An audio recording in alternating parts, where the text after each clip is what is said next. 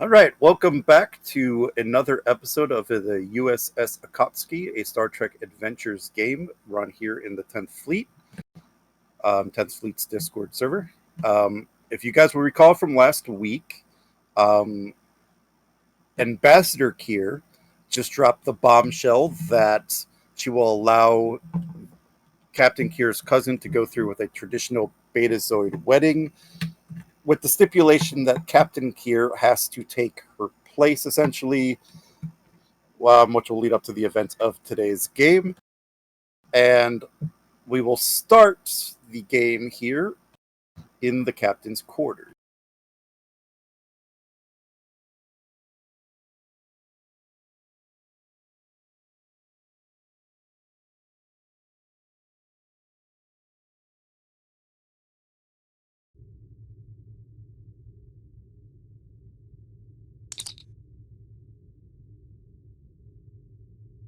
Captain to Commander Mahawk. Go ahead, Captain. Commander, could you stop by my quarters for a moment? I want to go over some details with you. Of course. On my way.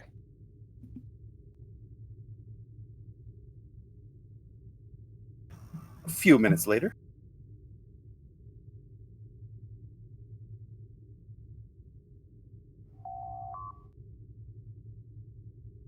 Enter. You requested to see me, Captain. Yes, sorry about the mess. As you look about, you see a bunch of clothes lying on her bed and stuff kind of thrown about. There's been some changes in the plan, Commander. You'll have to take full authority over the mission. Is something removing you from your task? Considering my cousin got cold feet, and my mother has taken this opportunity to arrange a marriage for myself and take her place. I see. Do you know who your intended is? I do not. Ah. Well, arranged marriages are quite the common custom on Vulcan. Usually set up in our infancy or long before. My mother has elected to set me up on a few dates to meet potential suitors. Ah. This is not prearranged, then. That is not. I see. And you are required to pick out your intended suitor? To be honest, I do not want to pick out a tended suitor. I do not intend to get married. But my mother insists on continuing this charade. Then this will be a fictional wedding. Oh, no, it will be a real wedding. My mother has made it very clear that I'm to be married, and her futile attempt to get me to hopefully maybe stay home on Beta Z and settle down and leave Starfleet altogether, banning a career in which I just... Well, Just you know the began. rest. Well, yes. And I believe from your tone that this is not your intention.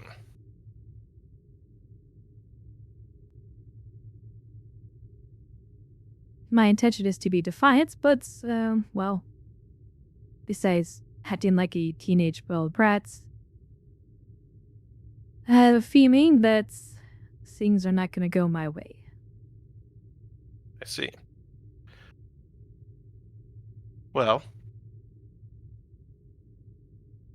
whatever decision you make, I will support you, Captain. But if you will humor me for a moment, I would like to pass on a concept I was introduced to in my time in Starfleet Academy.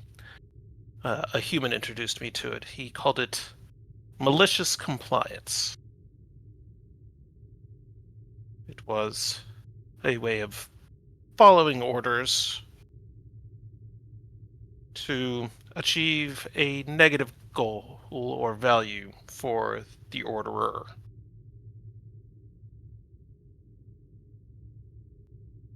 While still being true to the letter of the command.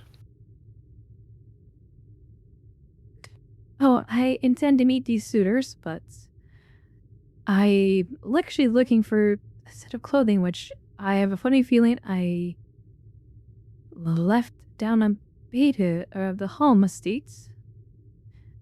Hopefully, Mother didn't have it thrown out. I thought I took it with me, but I guess not. Believe me, I do have something in mind. At least to make things miserable for my mother. I see. Do you care to share this plan of yours? Or do you wish to keep it concealed? What was the expression? It's Close to the probably vest? best it's probably best I don't tell you. I don't want to make accomplice out of you. I understand.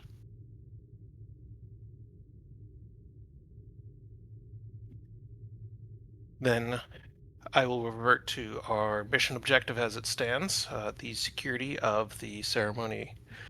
Do you have any information you need to pass along to me as I assume command of this operation? Inform Commander Ricks of the changes. As terms of informing the rest of the crew, please keep it on the down low as much as possible. Also, feel free, those who are not currently are on light duty, you can request some shore leave time. I do like to have the crew rested before we head back to the rollout sector and continue on our mission. I will keep them apprised. I believe I have already received several requests for shore leave. There is a cultural festival happening on the planet, I believe today. The doctor has requested to visit it.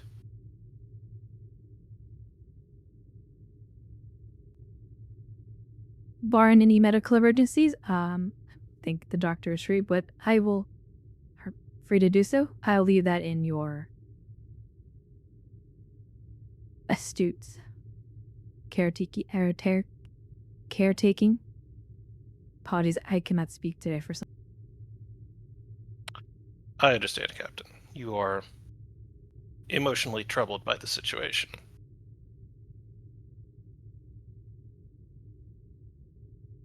If I may make one more advisement to you. Perhaps a de-stressing activity might be in order for you soon. If you become too inundated with cortisol or the betazoid equivalent, you may find your judgment compromised.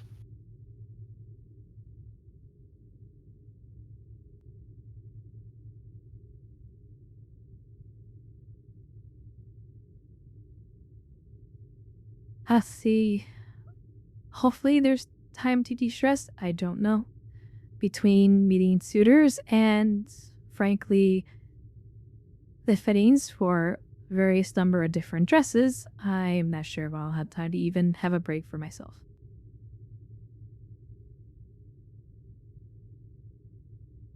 As you say. Is there anything else you require of me, Captain? No, not at present. You're dismissed, but also please notify the crew I may not be available. So all Understood. requests will foreseeable future for now, until after this is over, you're in command. Understood, Captain. And good luck. Thank you, Commander. And I leave the room.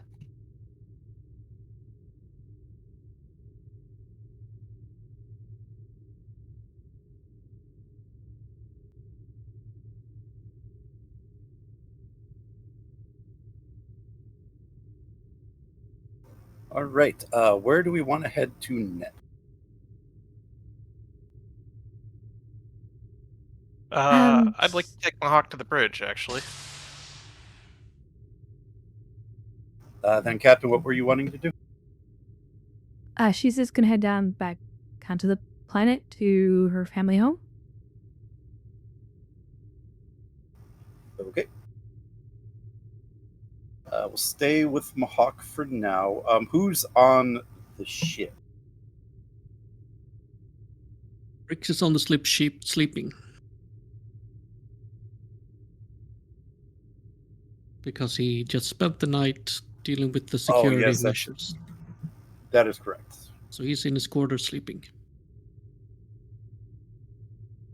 All right. Mahawk, where were you doing? I was going up to the bridge. If Rix was there, I was going to brief him on the change in leadership of this operation and ask to be briefed, but if he's sleeping, then I will simply go to the bridge and resume my station at command, and you can do whatever Keir was going to do. Okay. We'll come back to that scene when Rix has had a chance to awaken from his slumber. You can always wake him up if you want to. That's your prerogative as commander. Well, how long have you been back on the ship? Probably a few minutes since he briefed the captain. Then I'll let you have it. All right. So we'll head down to the planet's surface, back to the Keir family. I did throw all of your tokens here. I just don't know where they're at. So you guys decide. Like, if you're on the ship, then your tokens are just kind of. But if you're on the planet, feel free to move your tokens wherever you want to be. I just threw the bulk majority of them at the front door. Let me move Duncan's over there.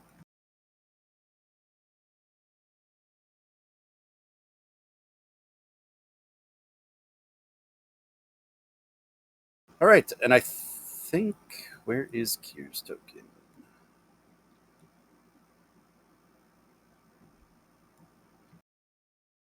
All right, so can I assume Kane is probably on the planet's surface?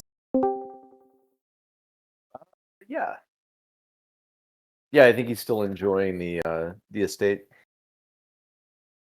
All right.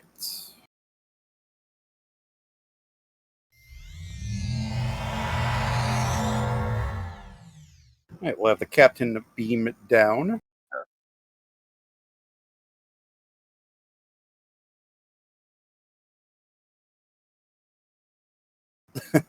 Sound effects are being jumpy. Hello, Solak. Thank you for joining us. No, thank you for having me. So I think we'll have you go ahead and play the one you wanted to play. You could be Suitor 1. Okay. Thank you. I'll send you the picture of him really quick, just so when you see the token on screen, you know it's you. Sounds good.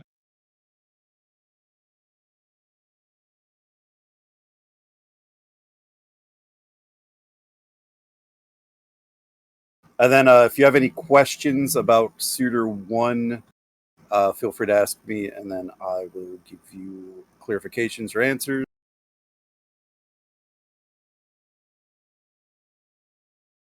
But yes, so yes, the captain just beamed down to the Keir family estate. You are, of course, greeted in the entrance by Odan. Good morning, ma'am.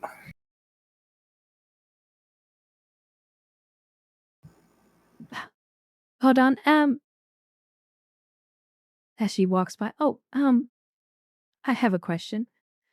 Have you seen Mittens?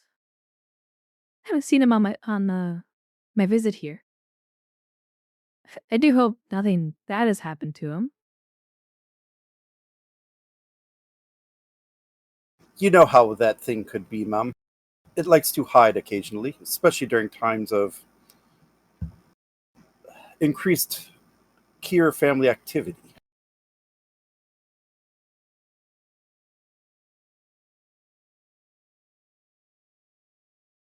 I see. We'll have to go look for him later on. If there's anything that could coax the little scamp out, I am sure it is you. Speaking of which, you remember those a little box, well, not box, a box of some articles of clothing that I had hidden from Mother? She never found them, right? Your secret hiding spot is still safe, ma'am. Perfect. Until later. Although I will say your Mr. Kane has been rummaging through your belongings. No guarantee he hasn't found it, though.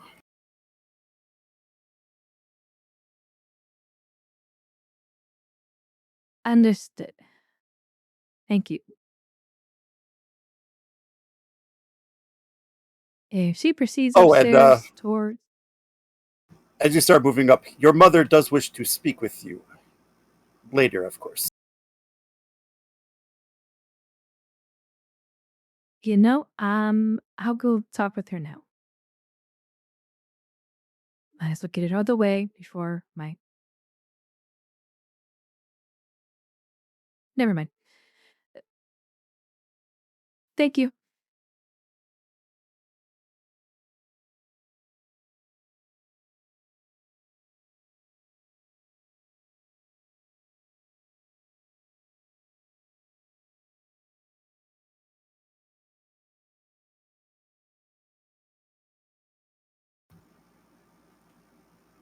If you My wish to dearest cut to someone Ruella, else, come in, come in. Mother, you wish to see me? Please, dear, please, come in. Have a seat.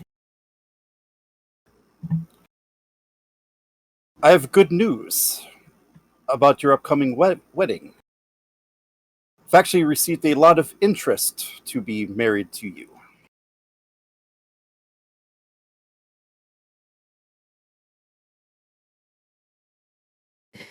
I know I don't have a choice in this matter, so please continue. Not as heartless as you think of me, dear. But there are 3 possible suitors for you. I've taken the liberty to set up dates with each of them.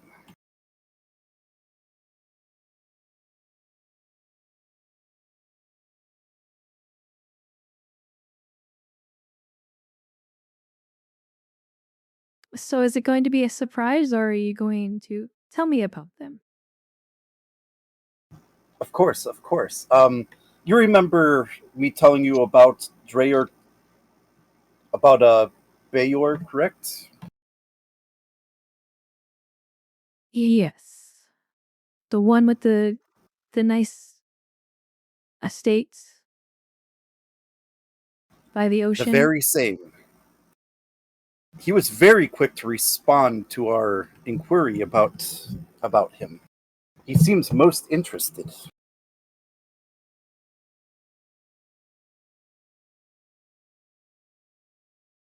I see. I know that you are good friends with his mother, but I can only see the nice, lovely political arrangement that this would have for you. Oh, this isn't I'm about me, assuming. dear. Although he is a renowned xenopsychologist at the Betazoid Science Institute, but he does seem most smitten with you. He has inquired about your whereabouts several times over the last few months, in fact. ever since I showed him that picture of you in your cute little Starfleet uniform.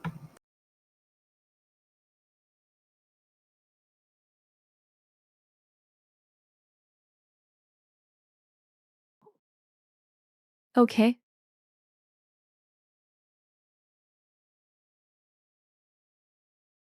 Is there anything else about him? But I understand he might not be to your cup of tea, so I did take the liberty to arrange dinners with two other gentlemen. One of them is actually a captain in the Betazoid Defense Force, in the Betazoid Planetary Defense Forces. He does command his own starship.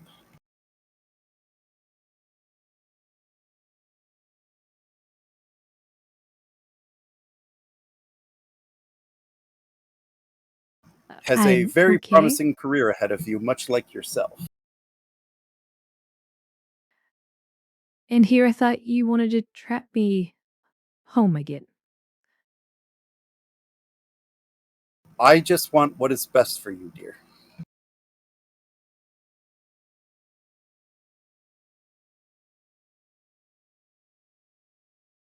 But of course, if you must be the rebellious daughter, I do have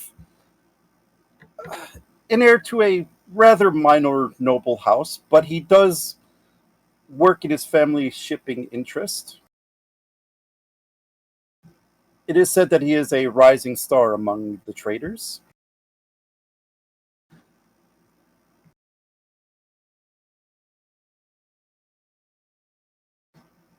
But he likes to spend most of his time off world, much like yourself, so I figure maybe you two would have a lot in common.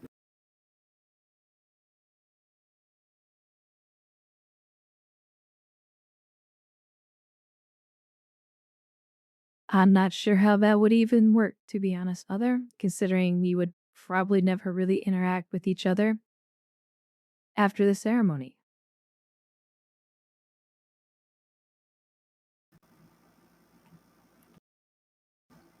I'm sure given time, all that will change.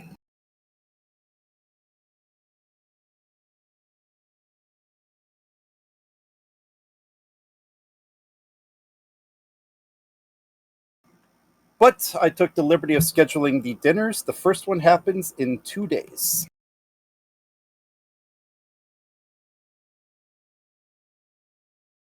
I'll be sure to go through my things and make sure I find something appropriate to wear.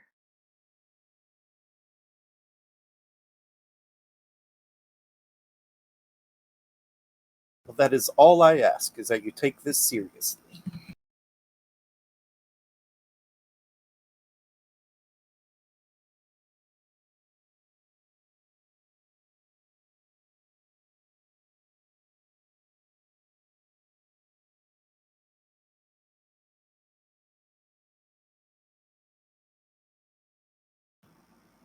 But if there is nothing else, I am very busy trying to ensure the seating arrangements and ensuring the reception goes off splendidly.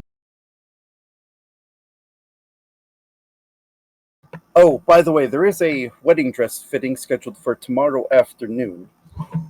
Please don't miss it. I wouldn't dream on it. Is that all? Yes, dear. Very well.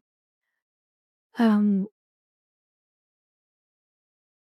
said I'm currently off duty. I'm taking some extended leave of absence in relation to my command to my first officer during the remainder of this mission, so that way I am free to be engaged in this. I am going to go find Mittens. And I do hope you've been feeding him.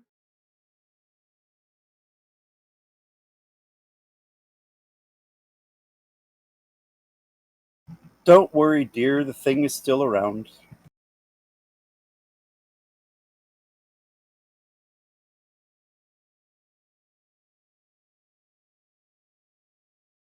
Okay.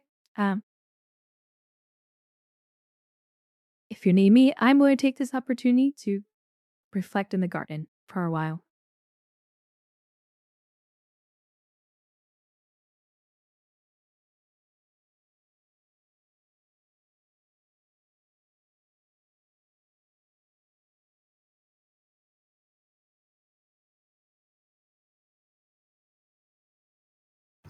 All right. Is there anything else? Anything anybody else wants to do on the planet before we increase time a little bit and head back up to the Akatsuki?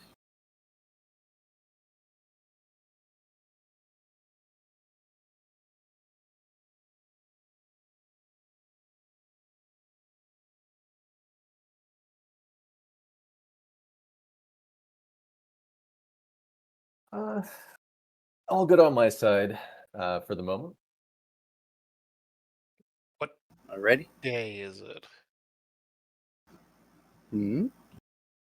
What day is it? Like, how many days until this ceremony is supposed to happen? Roughly a week, I would say. Okay. So yeah, just a little timeline. The cultural festival kicks off in probably 3 days. And then yeah, there's a week before the reception or the wedding, whatever.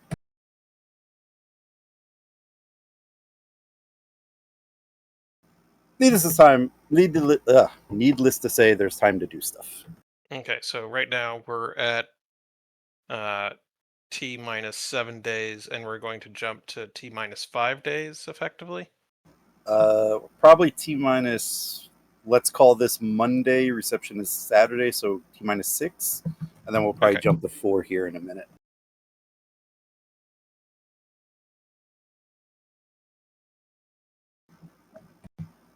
I mean, I'm not sure if Betazoid follows the standard Earth Day calendar, but Well, I'm asking for the humans yeah. that are behind the characters. Yeah. So yeah, right now we're 6. We'll say 6, T minus 6, and then we'll jump to 4. But if Kane is going to be in the captain's room,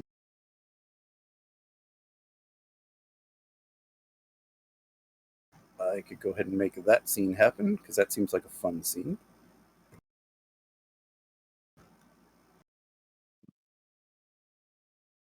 Don't even knock, just barge right in. Oh, he's already in there.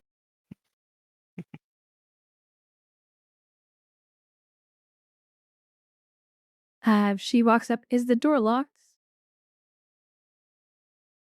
No.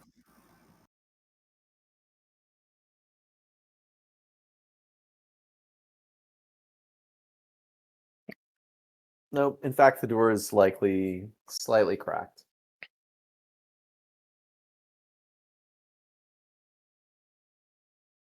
Then here opens the door moment, peeks inside.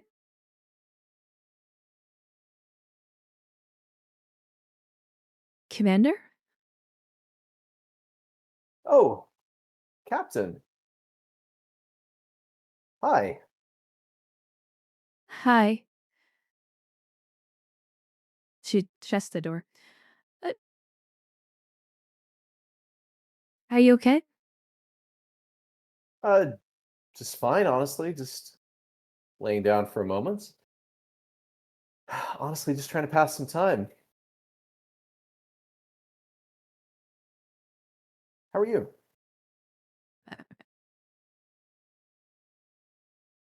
Devastated at the moment. Go have a seat over there. Points there. I need to get something out of my closet. Can I help you? No, it's quite all right. I do have to say, you have a pretty large closet in there, man.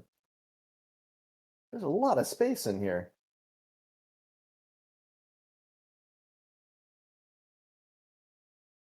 Look, I need to find something. It's very important.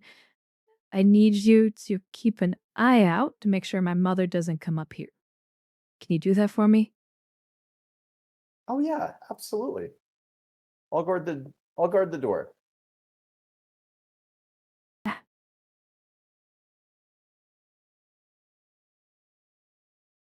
All right, I don't see anybody yet.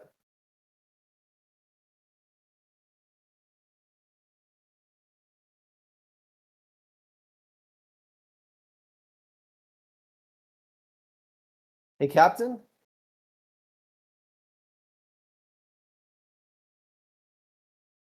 Captain?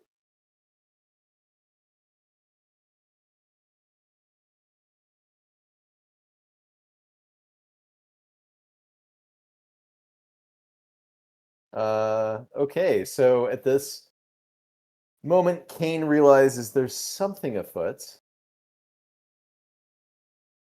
He would like to do a quick search.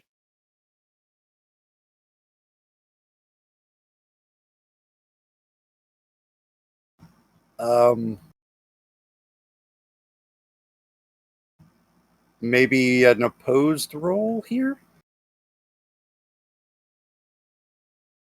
Because I'm assuming the captain doesn't want to be followed.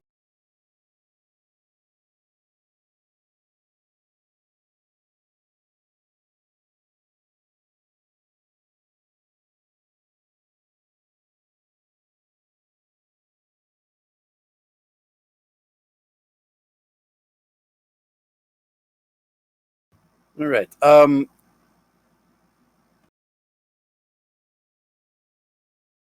Can give me like an insight engineering. We'll call it Diff 2.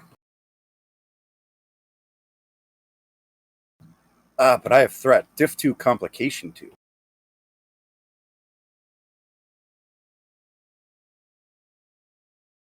Well, probably nothing that applies to this.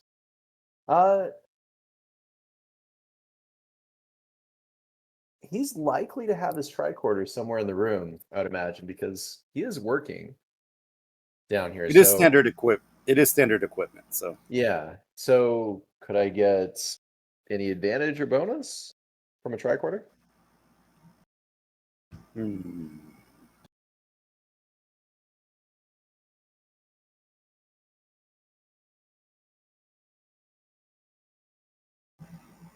If the house is wood frame, the tricorder should be able to detect that there is another compartment behind the.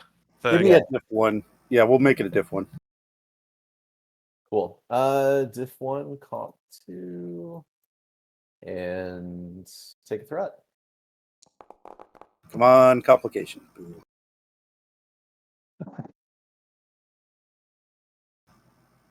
So yeah, you do notice that there is like a hidden doorway here. It is just a case of finding the release mechanism. Yeah, I mean, he's gonna be looking around for like any buttons or like any pressure plates, maybe on the ground. Something mechanical to open the door.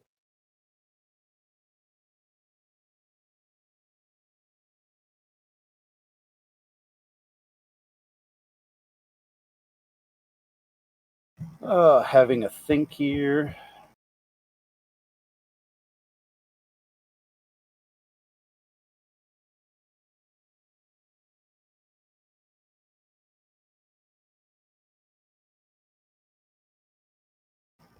This will make the Diff 2, I think. But I'm still going to keep that comp 2. Deal.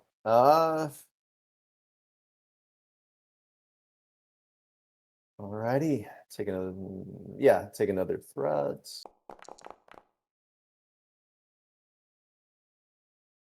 No reroll. Bye. Okay, you do find kind of nestled in the wall. Looks to be like a it looks like it's like part of the wall frame, like an accent of the wall frame, but you could tell that it's movable. You know, that it's been moved in that part. That you figure could be a release of some kind. Okay. With that, Kane is going to move back to the closet door and just step outside of it slightly. As you turn around, and I'm going to, since you give me all this thread, I'm going to use the thread. As you turn to walk back away, you notice a very large cat just sitting there staring at you. It's basically the size of a lynx cat. So it's big and it looks like it's just staring daggers at you. Oh. Hi. Kitty? How are you? Wow. Is it like right in the doorway? Yeah, it is basically blocking your path.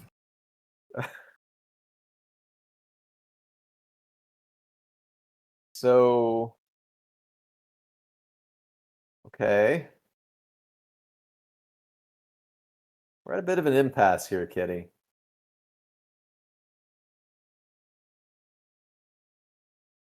It'll kind of lick its lips a little bit. Okay, he's gonna grab I don't know, like a tchotchke or maybe a small article of clothing off the shelf. Do you want to play? Do you want to play? Do you want to? I don't play fetch. I don't know. And he'll toss it over the cat's head into the room. Does it do anything? It'll just give you this low growl.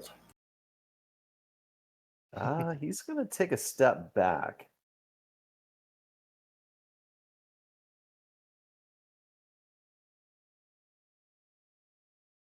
Does it follow? It's just sitting there staring at you. It's more or less seemingly trying to keep you in the room. Oh, okay. That's acceptable.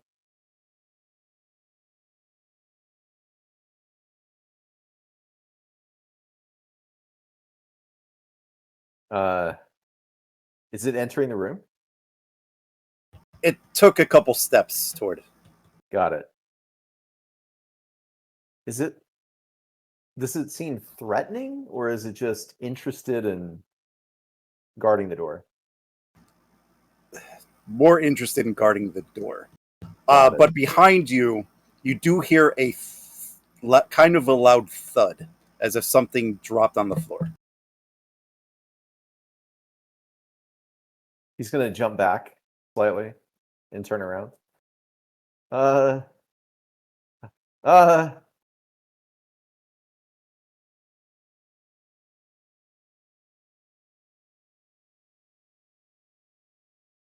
oh, Captain. And the cat will run. The cat will run through your legs and run toward the cat. Oh my God, Jesus, Mittens. Captain, what the hell? And she just like embraces the cat. Starts rubbing The cat will jump like into your chest as if it's still like a small kitten. And starts Give me purring like a diesel engine idling. Give me a fitness security, Captain. Because the cat has gotten rather big in your absence. Just a diff 1. survival for focus. Sure.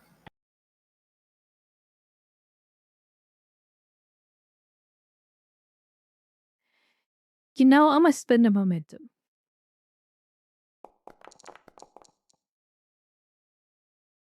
Jeez. Damn. So Captain, the cat runs towards you and basically jumps right into your chest. But, the Captain, you're in pretty good shape. And you catch the kitten as it's sitting there purring, and you're kind of holding it with both arms.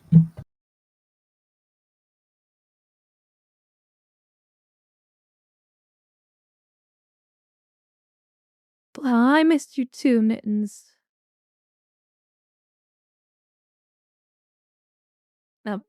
We gotta move Mittens. And she put Mittens down and then drags the box.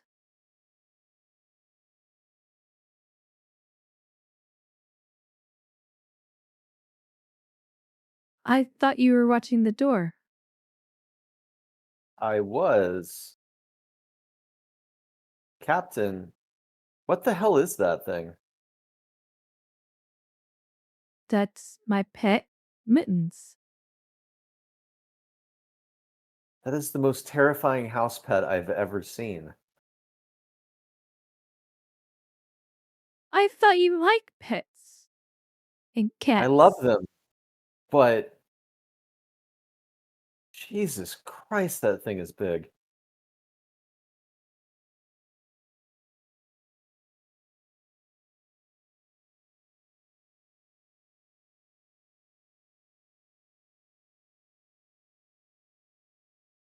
Go to the lay on the bed, Mittens. She kind of drags the box out.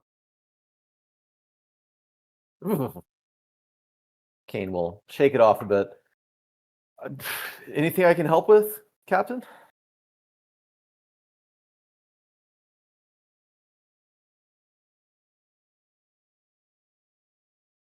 No, but I cannot let my mother find this box. And dragging it downstairs would be difficult. I'm at your service. I'm more than happy to distract your mother if you need me to.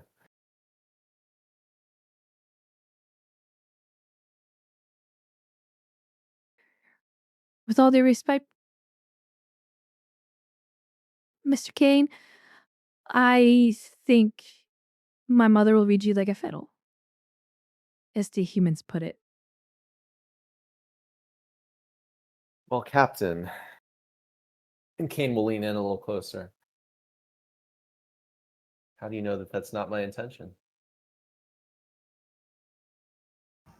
From the hallway, you hear footsteps heading toward your room. Oh, Oh, it I got it. quickly drags the box back into the closet and shoves it somewhere in there. Kane will go over to the door.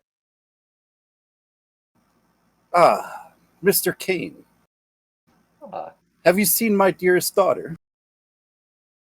why, Torella, is it? Please. It's ambassador to you, Mr. Kane. Ah, yes.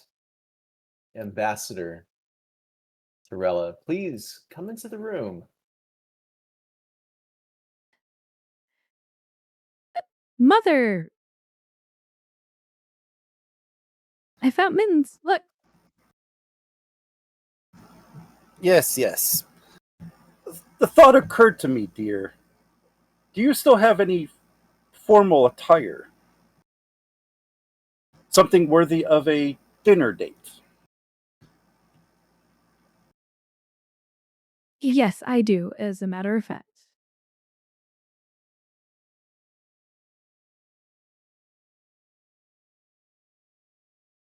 Why do you ask? Well, if you didn't, I could create an appointment with a seamstress to have some made for you.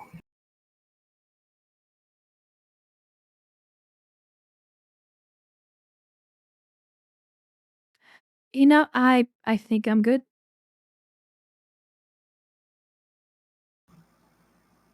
Very well. Mr. Kane? Yes, Ambassador, is there an event going on or? Nothing you need to concern yourself with, Mr. Kane. Well, I'm more than happy to help if you need me for anything at all, Ambassador. If I need you, Mr. Kane, I will let you know.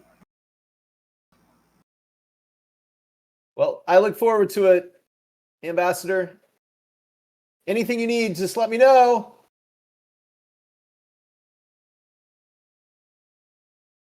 Making headway. That's how you do it, Kane. Slowly but surely.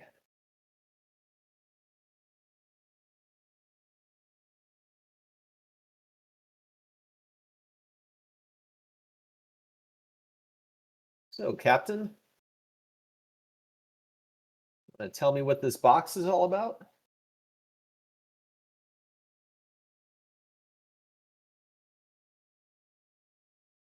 Shut the door and lock it. Won't mind if I do, Captain.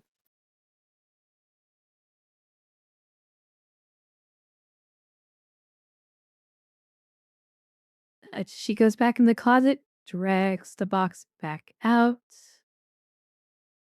and over into the bathroom. And shuts the door and locks it.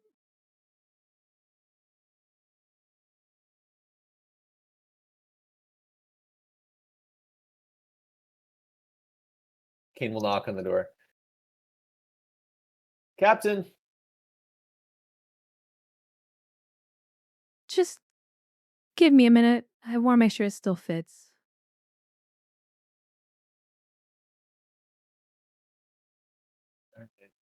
Mittens, looks like it's just you and me, buddy. He's going to gingerly reach a hand out and see if Mittens will let him. Give me a presence.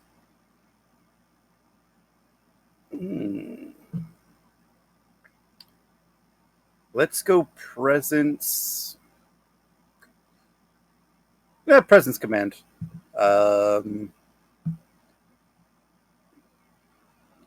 Diff 2.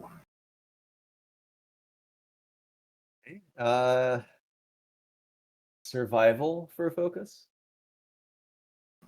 Yeah, I'll take it. All right. Well, yeah, we'll let the dice decide. I'll take a momentum. So just diff 2, no complication. Correct. See if you're an Hey. animal whisperer. All right, as you go to pet it, it's actually going to start digging its head and neck into the side of your leg, basically scent marking you.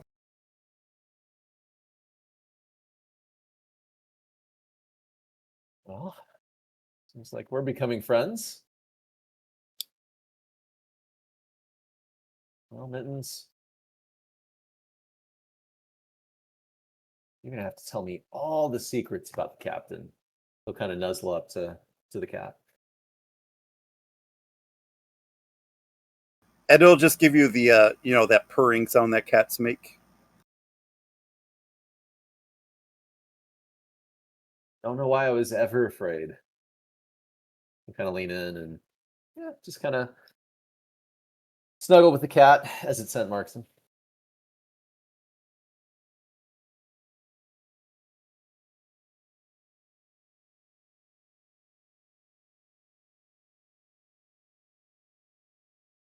Well, what do you think?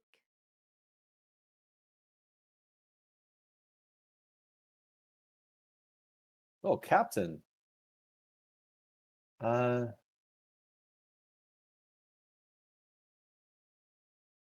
Is she wearing is it a tie-dye dress? Like what the token has?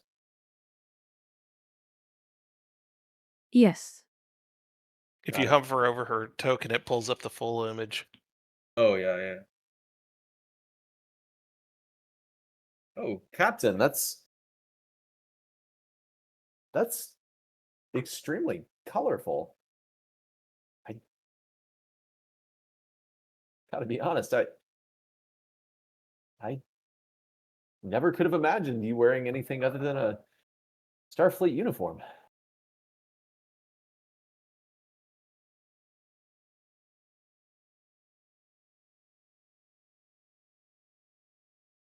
I take it as a compliment.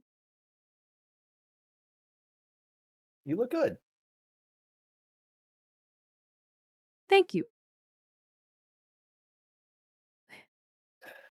Well, in hindsight, I have to admit that probably wouldn't have been able to help much at all with that one. It's, well, I mean, if you would like to get ready, it is technically still your room.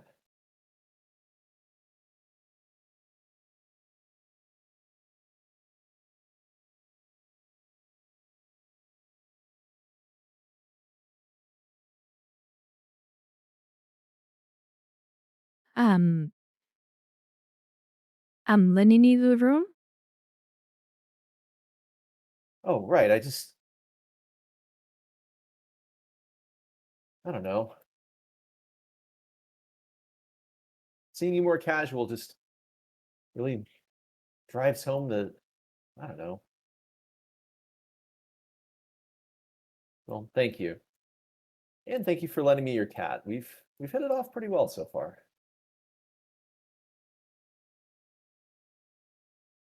I'm shocked. Well, you're right. He's driven away most of my boyfriends.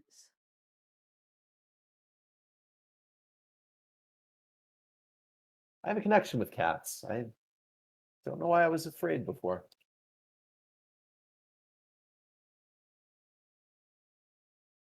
And to be honest, he probably doesn't see me as a threat. I'm not one of your boyfriends. Of course.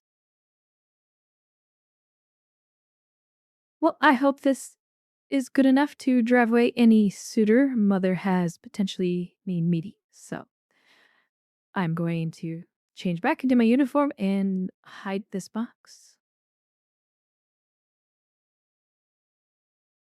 He'll turn his head, avert his gaze. Of course, Captain.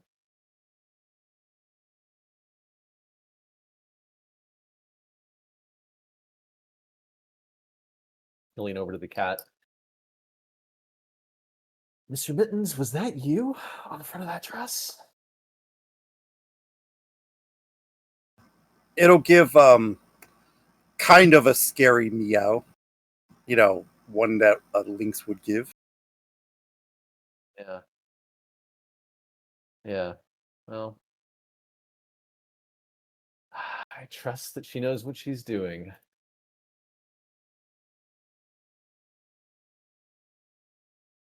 Alrighty. So let's see what we can get into. See if we can get you some treats. He'll kind of His ears, the ears will perk up at the mention of treats. Of course. He'll beckon the cat to follow him and open the door.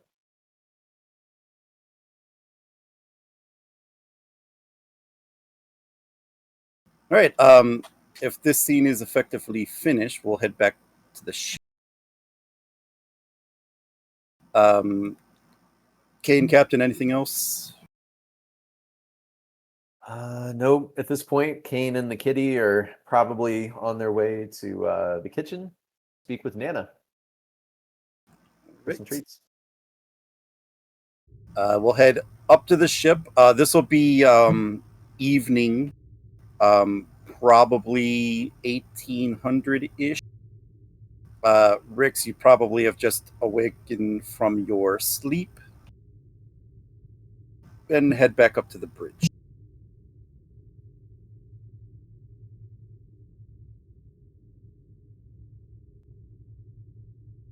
Rix walks in and just relieves the ensign at his station.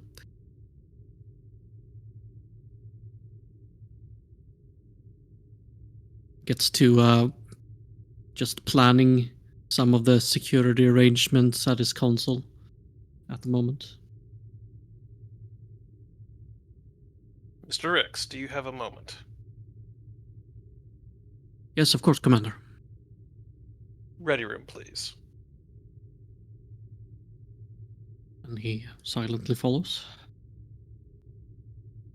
Ooh, none of those people are in.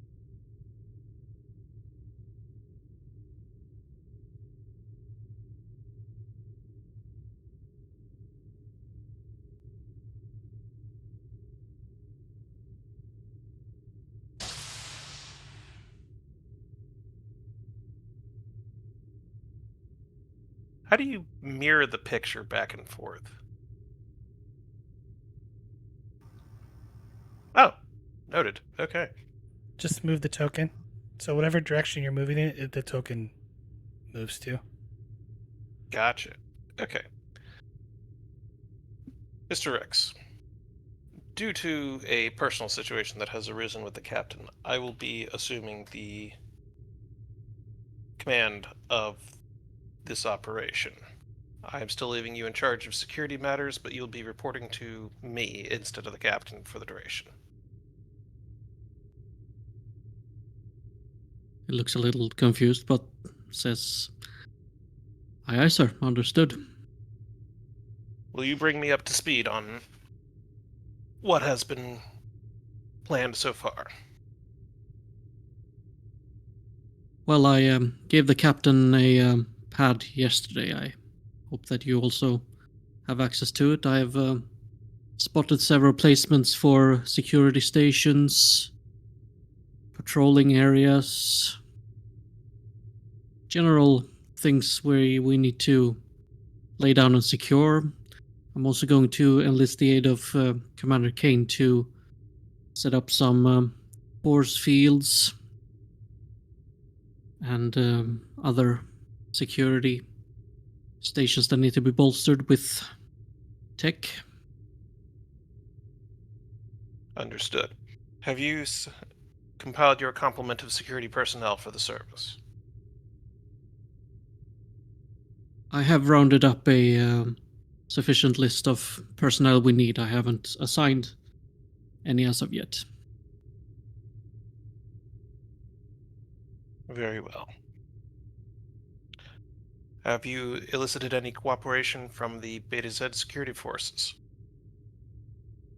Yes, Commander. I walked through the premises with one of their liaisons yesterday. They have been very cooperative. I'm I glad to have, hear. I have, I have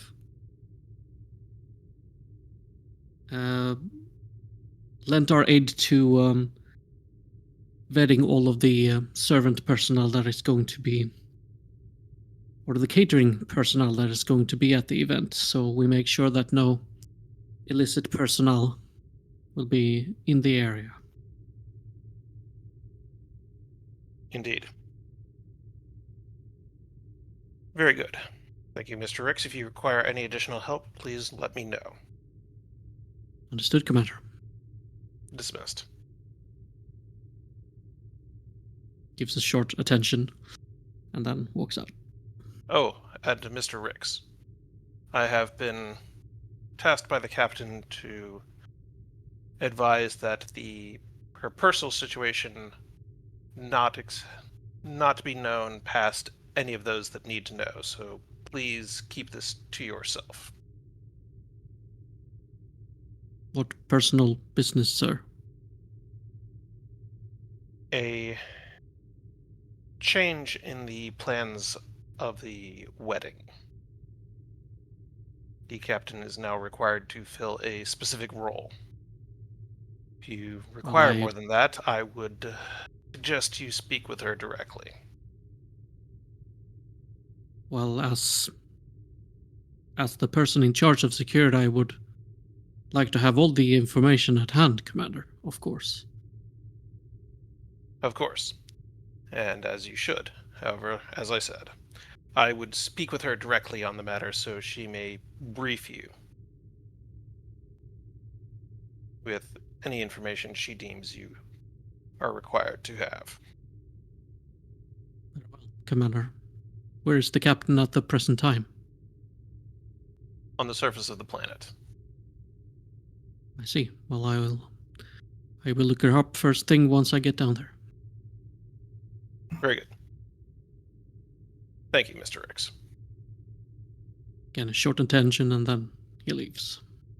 And I follow him back out onto the bridge. Right. Anything else on the ship before we head back to the planet?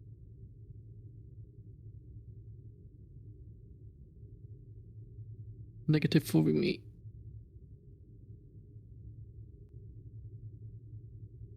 Oh no, how is it that every time we transition to the bridge, I have my character and the helmsman highlighted?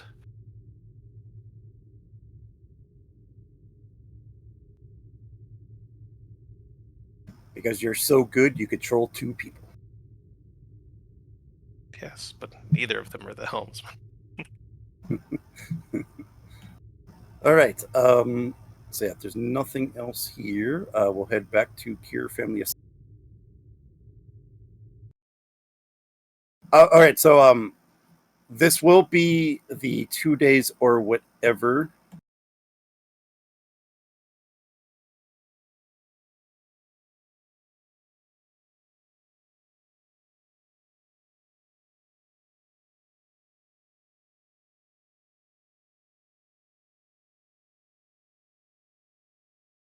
Oh,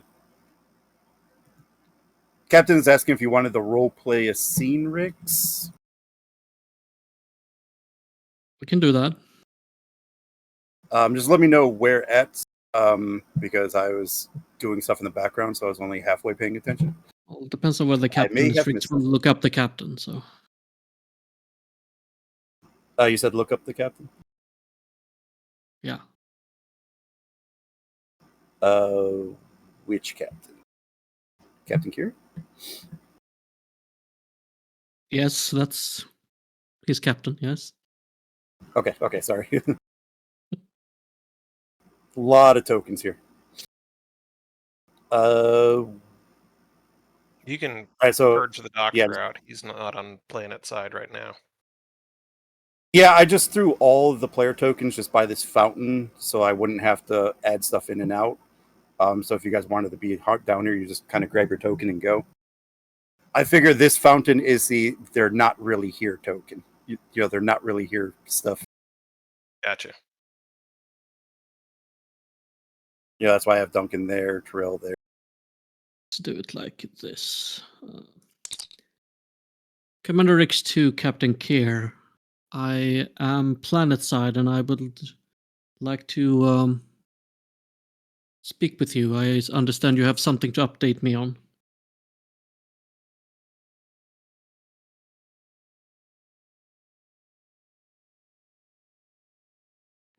Um, certainly. I am on the 2nd floor. I will be right there, ma'am.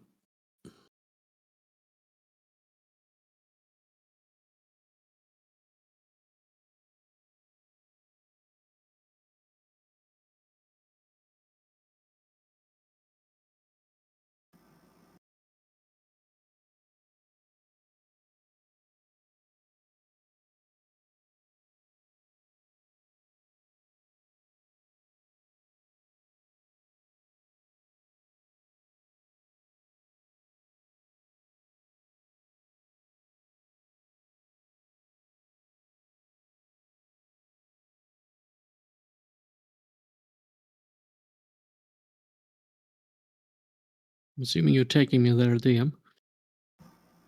Oh, it did not bring people. I thought I hit activate. Thank you. My mistake.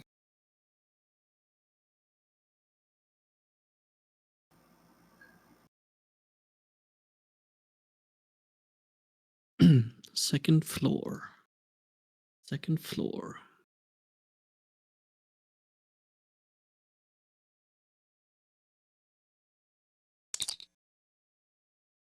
Rix 2, Captain Keir. We're exactly on the 2nd floor, ma'am. Sorry. Excuse. Um,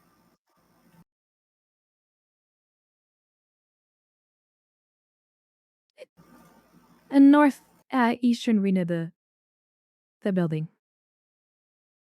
Thank you, ma'am.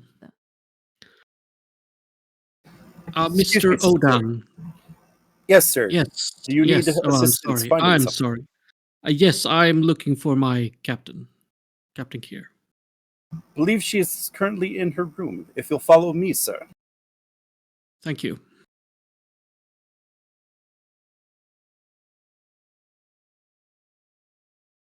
I don't know where Kane is in all.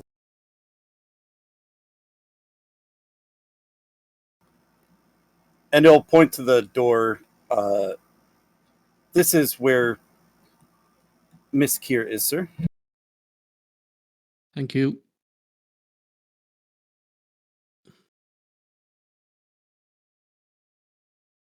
Is the door locked or closed? I'll knock on it. Do.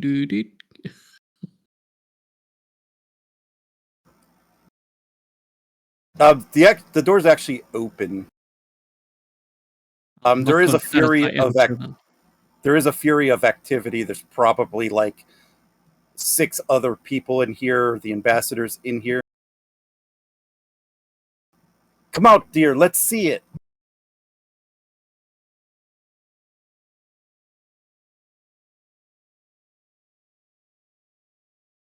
Excuse me, Ambassador. I am here to speak to Captain Keir.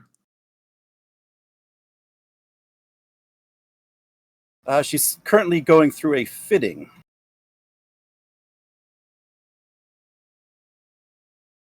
See.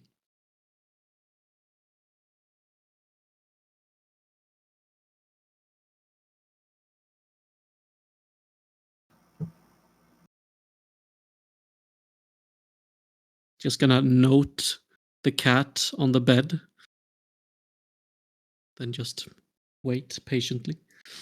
Oh, all these tokens I'm dragging in, if people wanted to role play them during this dress fitting, have at it. The only one you can't do is the ambassador. And the cat. Or, or the cat.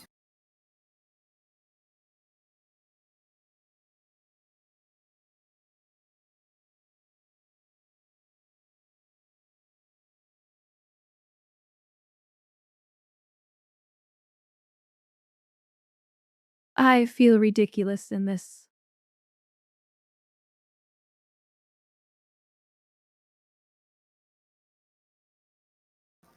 Not at all, dear. It looks great on you.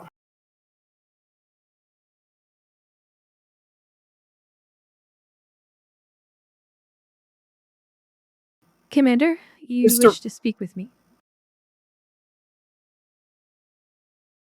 Sorry, Mother.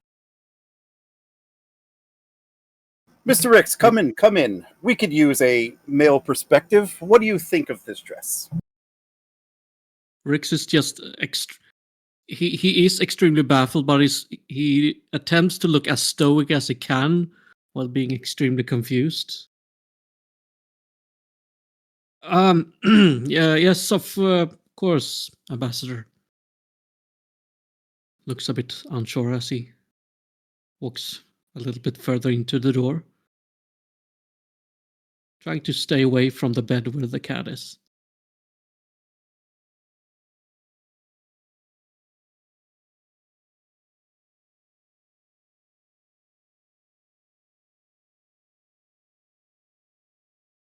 It looks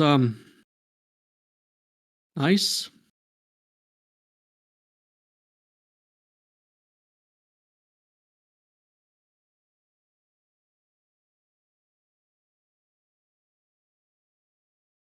Was there something you See, wanted? Go ahead. With all due respect, Mother, I'm sure Commander Riggs has his hands full trying to provide security. I believe there's something you wanted to ask me. Yes. Well, I'm a bit confused, ma'am.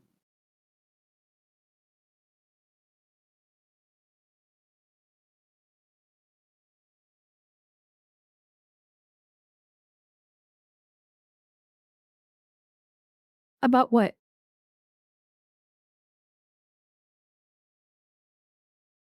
Well, not to put a finer point on it, Wasn't there someone else getting married this ceremony? Ma'am? Yes, there was. There was some issues with that, and as to make amends for my family, a new arrangement was made, and I have taken her place. Hence the reason why Commander Mahawk is in charge. Ah. Well, that explains that.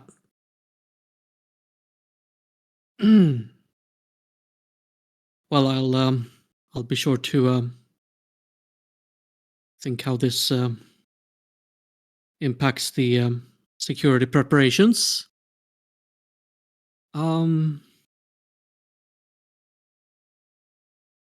Well, I'll leave you to this, ma'am. Yes, of course. Thank you, Mr. Ricks.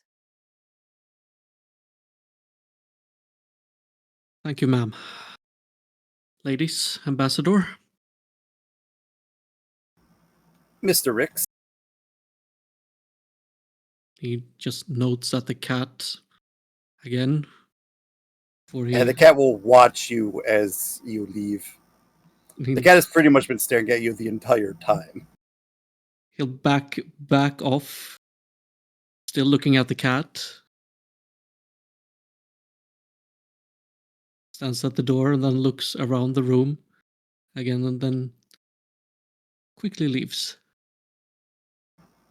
I don't know, Anara. What do you think as the ambassador starts tugging at your dresses? 2 centimeters off of the midriff?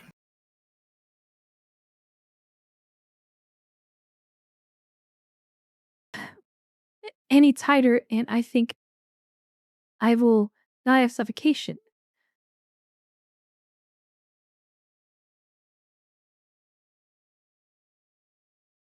You'll just have to suck it up a little bit, dear.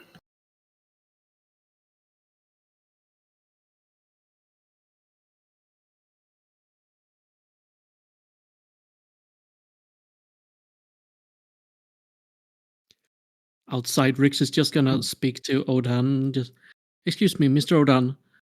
What was that in there? That, Mr. Ricks, was a wedding gown fitting. No, not that. The other thing. The other thing, sir. Yes, the big thing.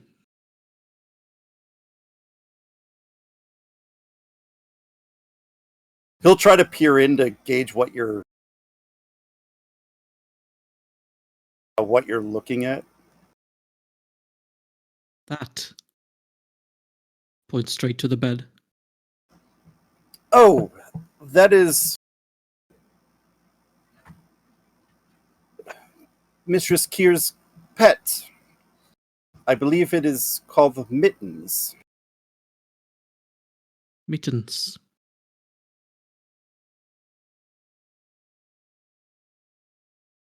Not to self. Extra security on mittens. Thank you, Mr. Odan. I'll be heading to the wedding reception. Of course, sir.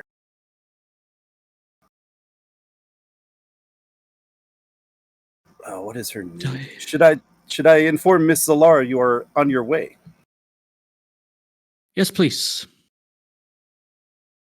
And he's just gonna say, just as soon as I woken up from this strange dream.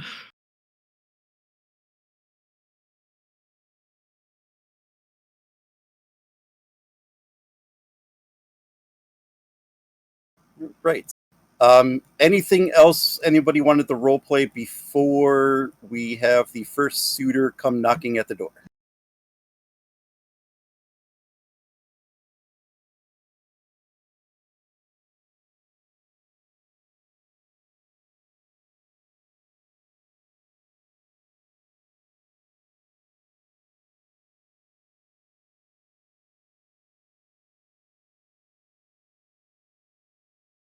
With his shift coming to an end in the sick bay, I believe the doctor will be beaming down to check on the away personnel. Okay.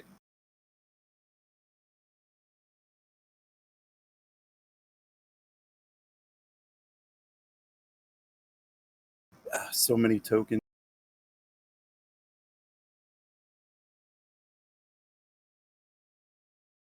All right.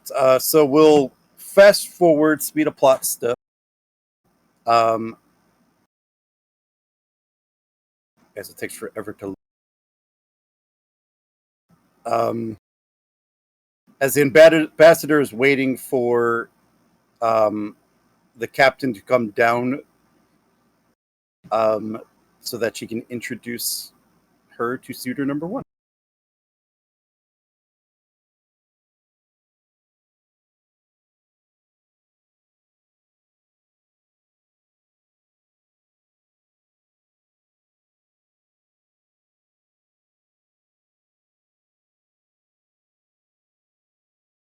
The ambassador will hear you coming down.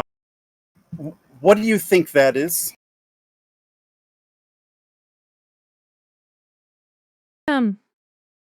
What I'm wearing to dinner?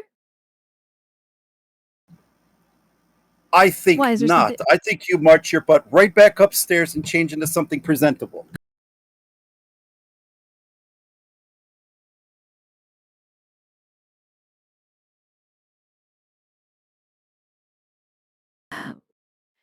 With all due respect, brother, if whoever I'm going to be married to cannot handle me dressing in such a manner, then maybe they're not a suitor for me.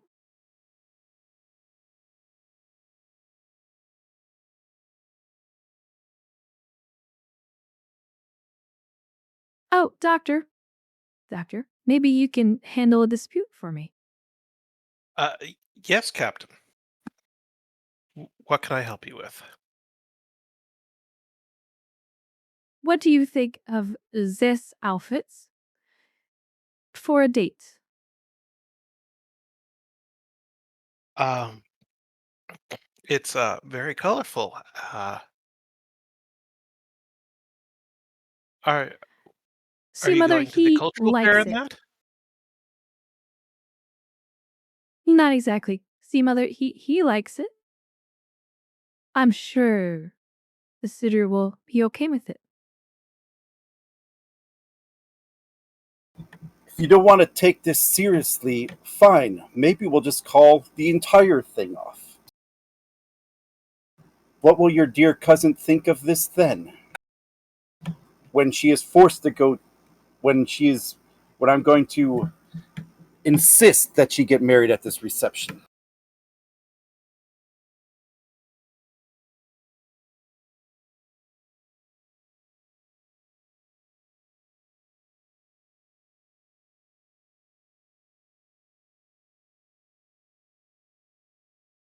You're gonna play that game, that card again?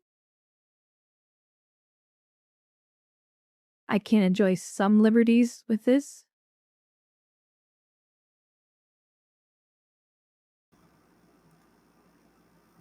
Captain, I could give you a role if you want to wear this.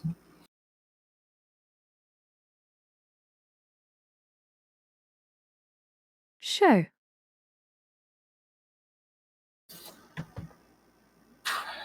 Difficulty 4. Presence command.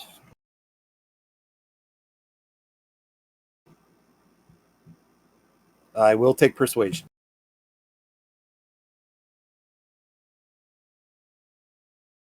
I'll give you a threat.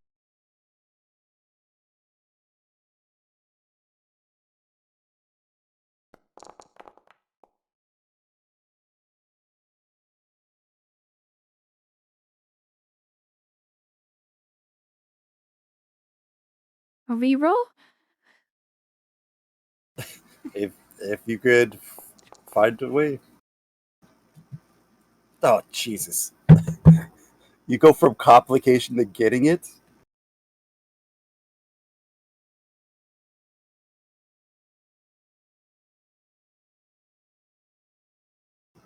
Fine, if this is what you really want to do, dear, Just remember, you have to pick one of them.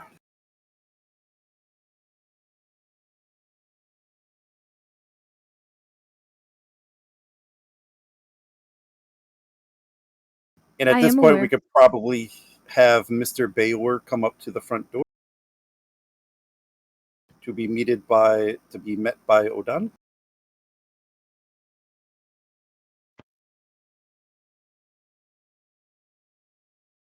Am I supposed to be able to control the token? You're supposed to. Let me fix that. I don't have control. Yeah, probably an oversight on my end. Let me go ahead and fix that. How dare you? My goodness. Which means I have to fix all the tokens. So it is not just.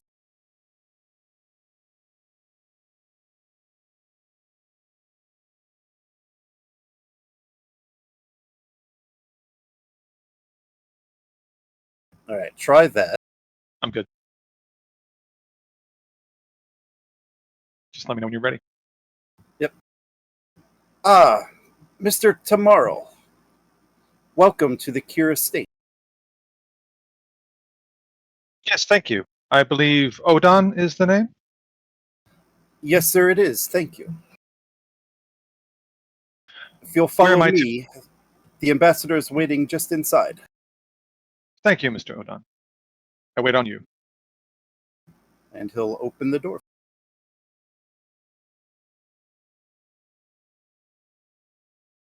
Thank you, Odan. Ambassador, I hope I am not intruding upon anything important. Oh, no, not at all. Not at all. Come in, please. Thank you. It's wonderful to see you again. It's been some time since I've been to your family estate. It's amazing. Well, thank you. Do have to apologize for my daughter, but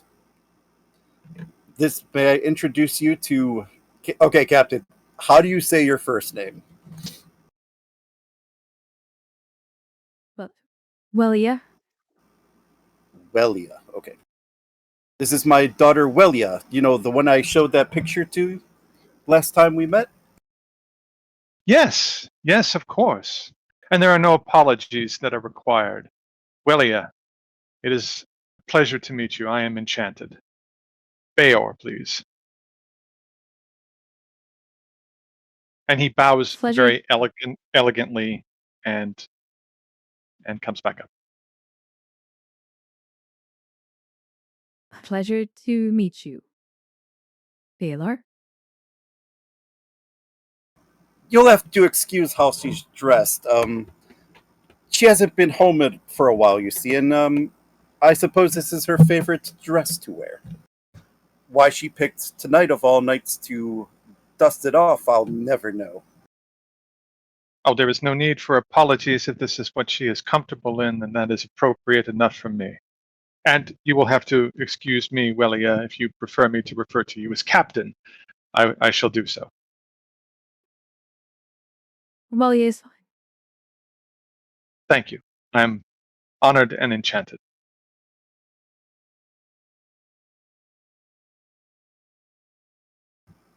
Well, isn't this just lovely? I've taken the liberty of making reservations at a lovely restaurant in the entertainment district.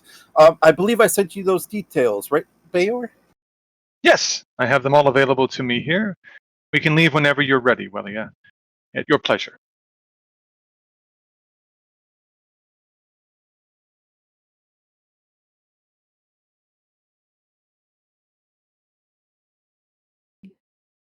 I hope.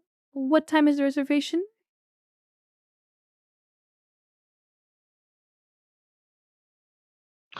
The reservation is at, I don't know what the time is on the planet. So I'm going to say the time. Oh, sorry. We'll call it the reservations for 2000, and we'll say it's about 1915. Oh, okay. So we've got time. Yes, we have time. There is no rush to go to the to the engagement. The reservation is at 0400 hours. Right?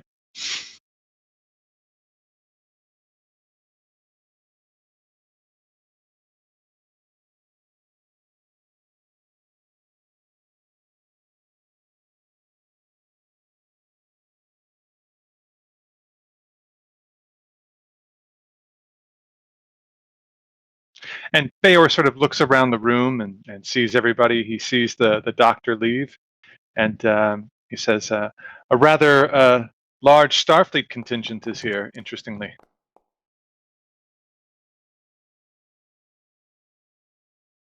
Oh, yes, yes.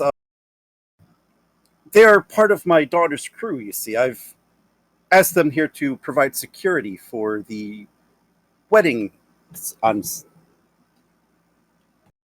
Yeah, just what? Appropriate, very appropriate, and very interesting. I find Starfleet very interesting, and the Federation in general quite fascinating.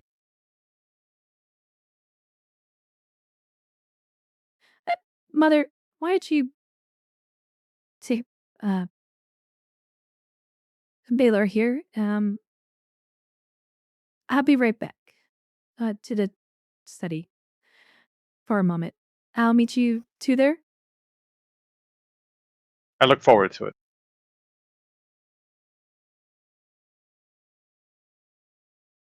If you'll follow me right this way. Absolutely, Ambassador. And how have you been, ma'am? Oh, I am doing well. Thank you for making time for this with such short notice. Of course. Would always make time for you and for your family. So she'll walk up to one of the liquor cabinets. Can I pour you something? Yes, something light. It's somewhat of a hot day. I actually am rather parched.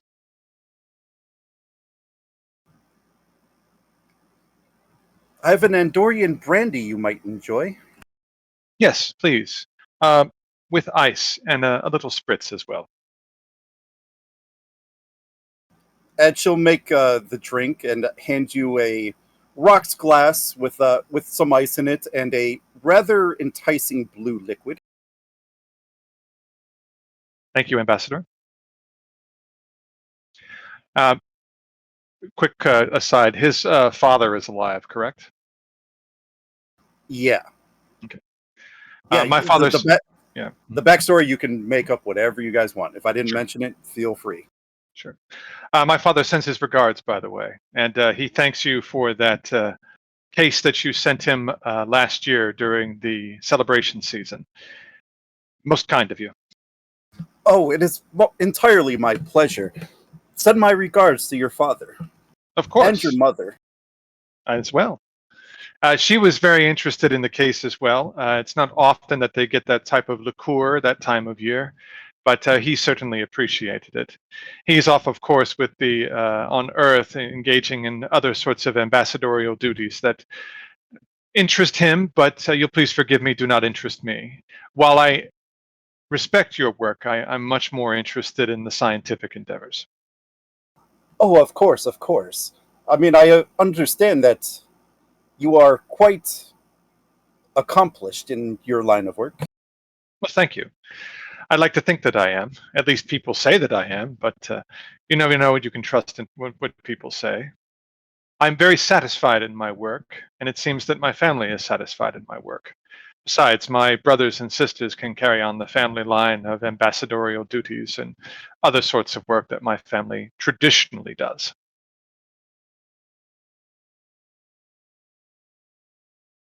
So about your work, what is it that draw you to the psychology field? Yes, xenopsychology, thank you.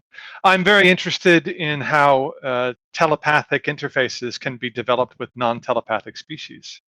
It's a way for us to unlock our minds, our thoughts, our feelings with those who do not have telepathic abilities, unlocking an entirely new way of communicating with people. Again, I've tried to explain this to Father, and he somewhat understands, but I've tried to put it in the language that he could potentially utilize to be able to unlock these abilities and have better communication telepathically with non-telepathic species makes it easier for us to engage in diplomacy and other forms of communication. It's an infinite world of possibilities with it. It is a very, very difficult field to research, though, because, quite honestly, traditional Betazoid traditions, I should say, typically frown a little bit on that. And then other species within the Federation simply don't take it all that seriously. But I think it's extremely important. We have a gift. It is a trait of our race, and we must share that trait with others. You know, I have to agree with your assessment there, Bayor. Thank you, Ambassador. I'm very honored by you saying that. And I'm very honored by you asking me to come here. Your daughter is most beautiful and most accomplished. Well, I'm glad you feel that way. It warms my heart to hear you speak of her that way. I am not the only one who speaks of her that way. She is a starship captain. That is a very rare and very tremendous feat that she has accomplished. And to have her be a Betazoid, it reflects very well upon our race and upon our planet. We are part of the Federation. Should we not be in command of starships? We're already in command of a lot of diplomacy within the Federation.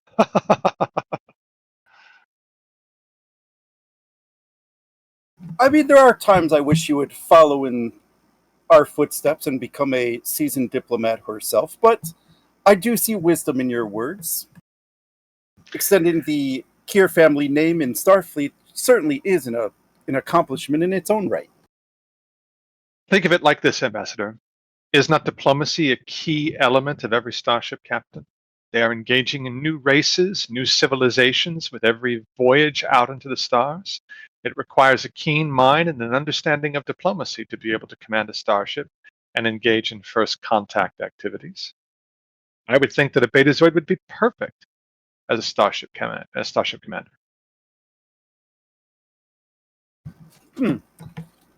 Never really considered dear Wellia's career that way.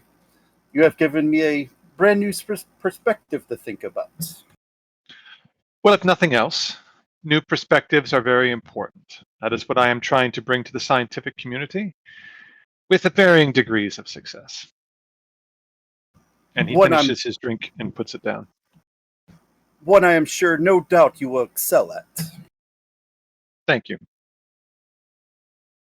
Well, I don't want to keep you from anything, Ambassador. This is obviously a very busy day for you. I'm happy to wait here or wherever you need me to wait. I am in no rush. Let me go see what's keeping my daughter. Just pour yourself another drink. I think I'll just admire these items over here. I haven't seen one of these in a long time. And he just sort of admires the stuff there on the desk. Oh, those are just various trinkets and gifts I received for my time as an ambassador. Absolutely fascinating.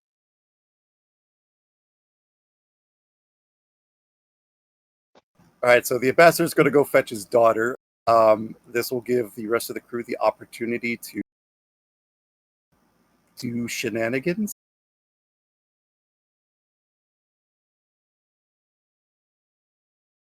Oh, that sounds like a hailing call for Kane. I know, right?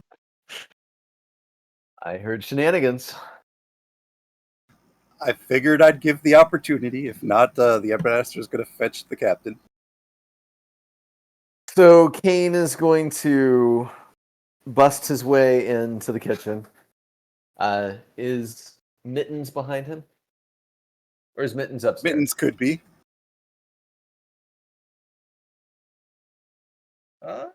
He'll I have think Mittens behind him. timeline-wise, we're a little past your sojourner for treats.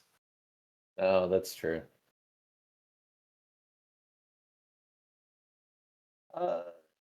Okay. Well, if Mittens is upstairs, he'll still bust into the kitchen. Oh, Nana, Mr. Kane, what can I prepare for you? I I would love some more coffee, if you don't mind. He'll keep his eye on her. I would imagine you know where it's at by now, sir. I do. Is it fresh? It's a few hours old. So no. Okay. He'll go over and grab the pots as is customary. Nana, can I ask you a personal question?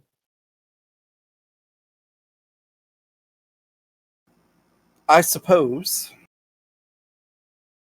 Nana is very busy, like cleaning. It's probably after the Keir family dinner, so she might be a little curt. Hmm. Do you live in the kitchen? Because literally every time I come here, you're in the kitchen. Do they let you out? A chef's work is never done, and I do work hard, but it is rewarding work. Do you have a business or?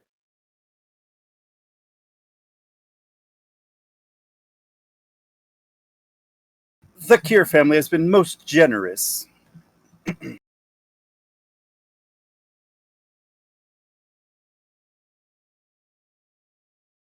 Hmm.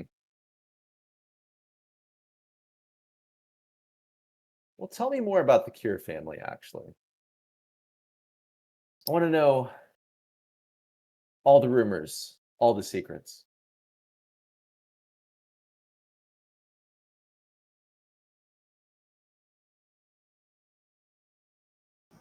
I'm afraid I don't have many stories to tell. He'll jump in and I don't know if she's cleaning, then he'll start cleaning and picking up. Whatever she's doing, he'll try to help out.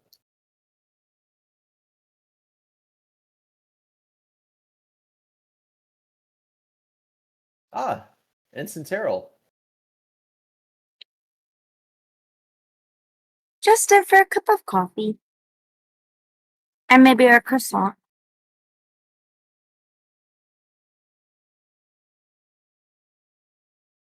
Oh, by all means.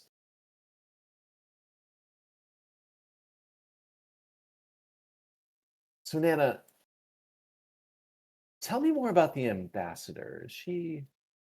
How is she? Like, I know that she probably has like a public face. Like, is she different in private?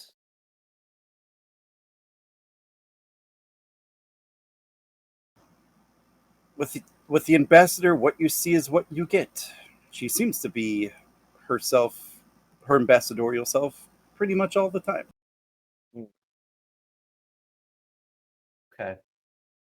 And would you say what is the status of her relationship to the Mister presently?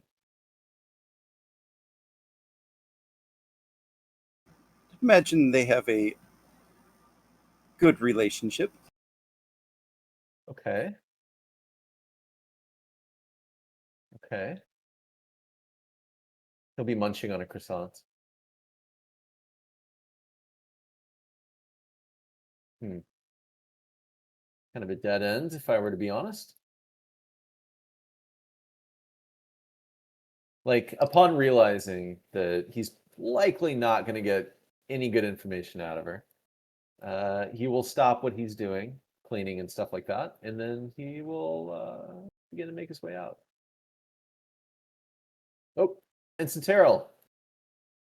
Yes, Commander.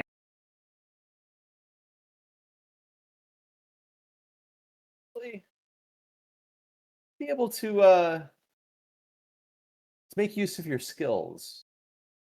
Would you follow me, please? Sure thing. Okay, and then he'll come down. He'll make his way to the security room. Wellia, dear, are you ready yet?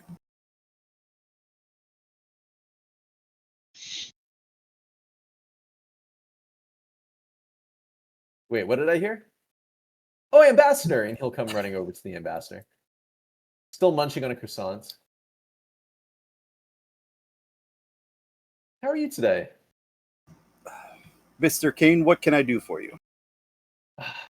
And she's not looking at you, she is just looking up the stairs, growing impatient. Well, very candidly, well, between you and me, grown to like it here, to be quite honest. And well, I was wondering how open you might be to, I don't know, me potentially taking my next shore leave and maybe visiting Beta Z, seeing more of the planet. Beta Z is known across the quadrant for its beauty. It is a popular destination spot for many vacationers. He will be crunching on his croissant actively and speaking with his mouth open. Where is yes. that girl? Oh, it's very beautiful, isn't it? Just, I mean, beauty all around, if I say so myself. Huh? Oh, yes, yes. Welia, dear, where are you?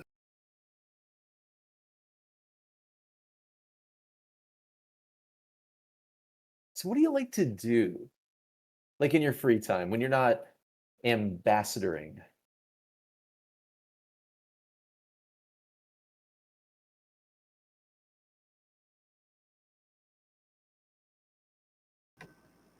Sorry, Mr. Kane. Being an ambassador is a full-time job now.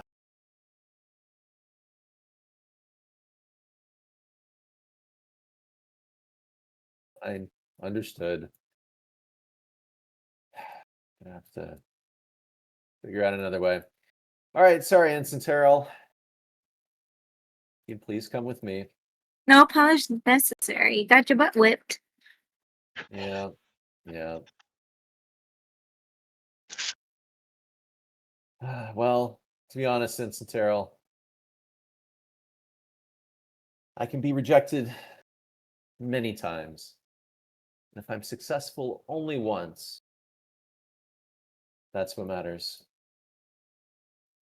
Kane will sit down in front of the console. Honestly, you could probably do better.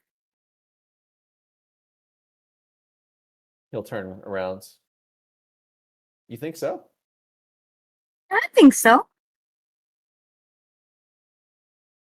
Better than an ambassador? With this? He'll motion around. Maybe better than the ambassador, but not better than this house. This house is beautiful. I gotta admit, I did not grow up like this. He'll be tapping on the console. How did you grow up, Ensign?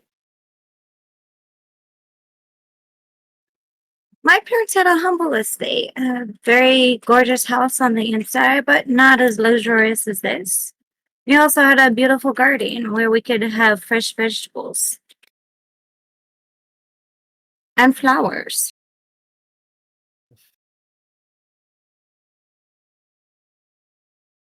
To be honest, I can't imagine growing up anything like that or this. When we first got here to the Keir estate, I was very, very in awe. It was like, wow. Compared to my estate, this is huge. Well, the fact that you refer to your house as an estate does say a lot. It is very humble, but not as big as this.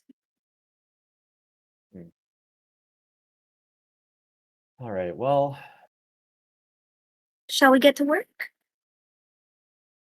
absolutely. He's going to give her a task that will take up some of her attention, like maybe doing diagnostics on the computer systems and things. But the main reason he called her in here is to be a bit of a lookout because he feels like he's going to have to concentrate on this next part. GM, he is going to attempt to access the wedding celebration, like the reception seating chart, and see if he can make some modifications. All right. Gated task. First, you got to get into the computer system. So give me a Daring Engineering Diff 2. Got it. Computer systems for a focus? Yeah. Okay. My computer expertise lets me buy the first one for free. Sure. And then, damn, I want the reroll too. Yeah, take a threat and momentum to get up to 4.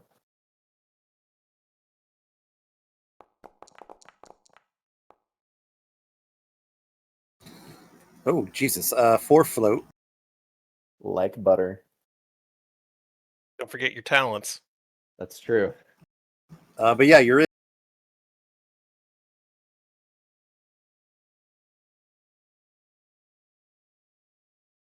All right. So, yeah, I mean, first things first, he's going to attempt to access the seating chart. All right, so my big question is, what do you plan to do with the seating chart?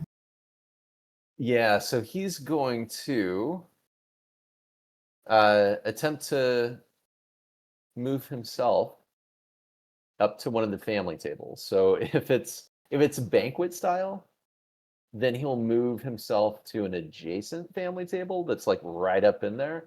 If it's not banquet style, with just the bride and the groom banquet and then the others kind of seated, he will attempt to move himself onto the same table as the ambassador.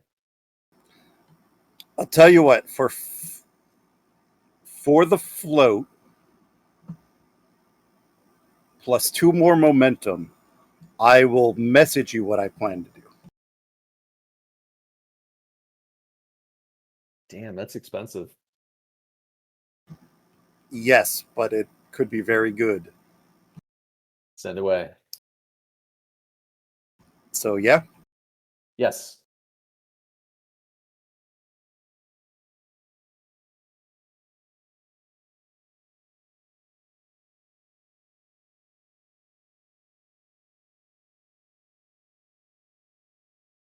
I don't suppose Rix would be alerted to this breach in security.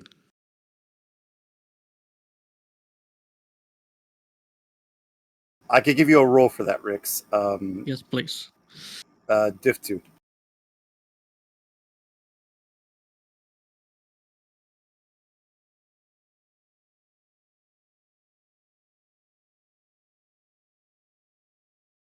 And oh my god, I noticed the spelling is horrible.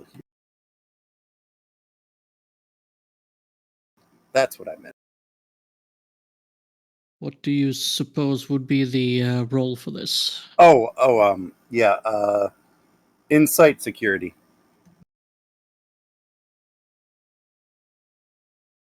I'll give you a threat for bold. And I do have focus in computer security systems. Yeah, I'll take it. Could he attempt to cover his tracks? Damn it. 17.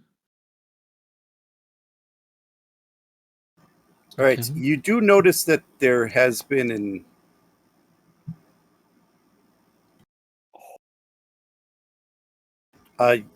Rix, you do notice that the computer has been accessed at the Keir family house.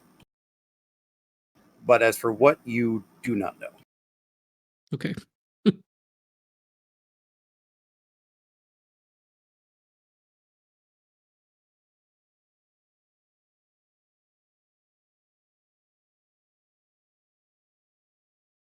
I'll wait until we're at the next planning scene to Okay, get cool. that into effect. So, Keir, have you finished changing? And I guess the other question is Solak back yet?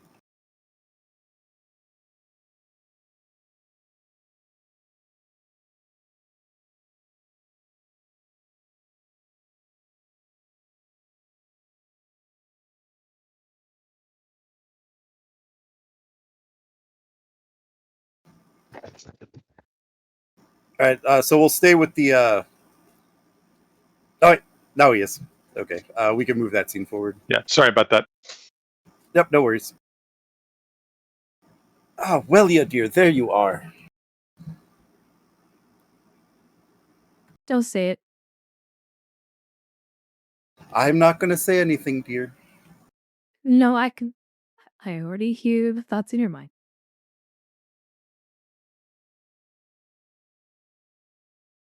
You could have shown me a picture, you know? Just saying. I'll say he passed the first test, so.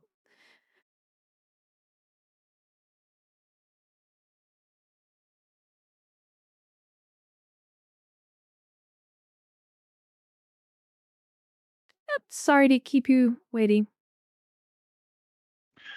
Again, no apologies needed. I've quite enjoyed myself in here. Some amazing things that you have in this room, Ambassador. Oh, I thank you. You've changed.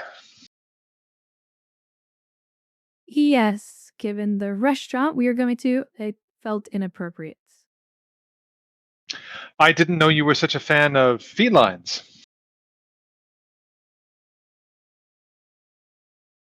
Yes, actually, I have a pet cat. Its name is Mittens. Charming. I should like to meet Mittens when I am given the opportunity, of course. Perhaps after dinner. I look forward to that. My, would you look at the time? I do have some business to attend to, and you two have to make it to that reservation. If you'll excuse me. Thank you, Ambassador.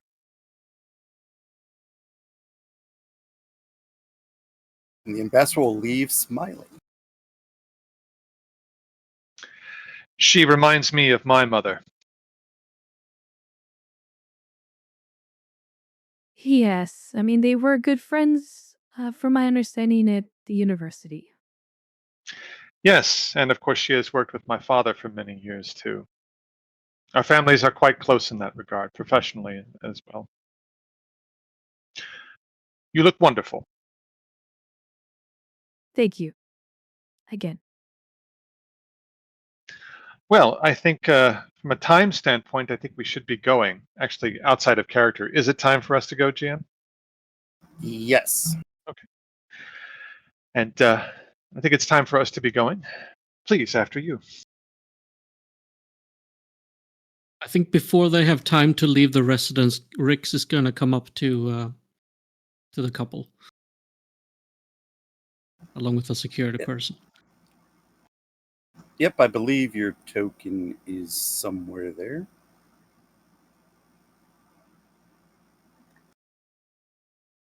I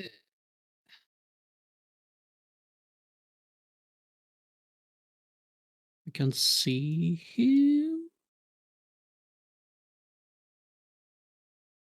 Might be on the second floor still. Oh, okay, I'll just drag a note. Sometimes tokens get lost.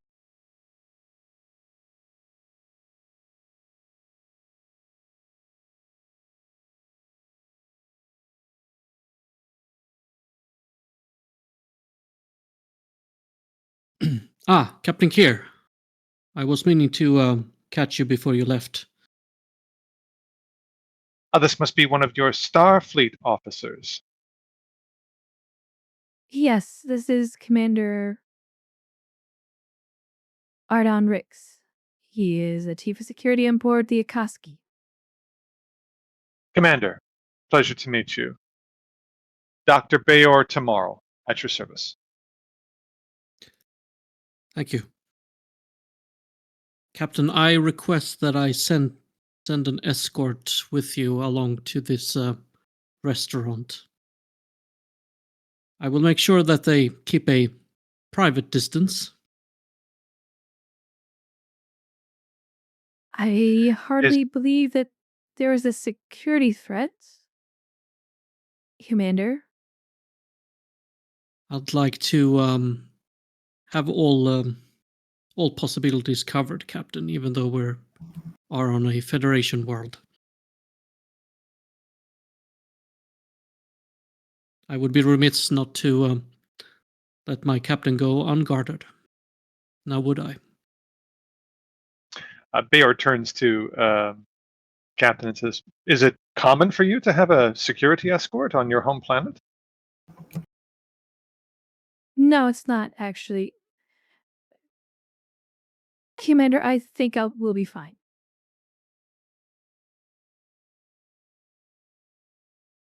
Very well, Captain, if you insist.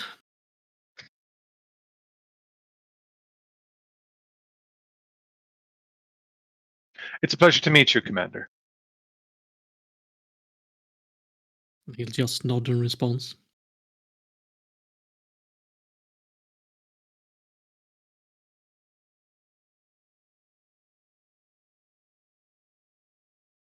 And I think we head out.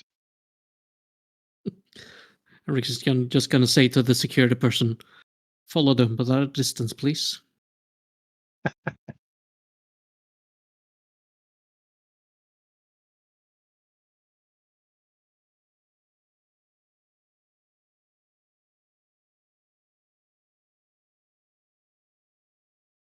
So yeah, as the captain and her date head off, we could probably have a quick scene here as the entire crew notices that they're walking away. I have no idea where the doctor's token went.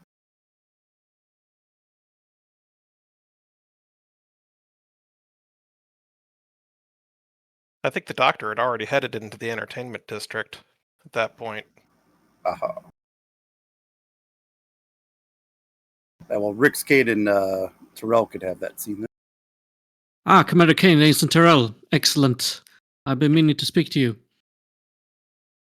I require your assistance. Yeah, absolutely, Rix. What can we do for you? If you both follow me, please. And Of we'll course. go into the security office inside the estate. All right.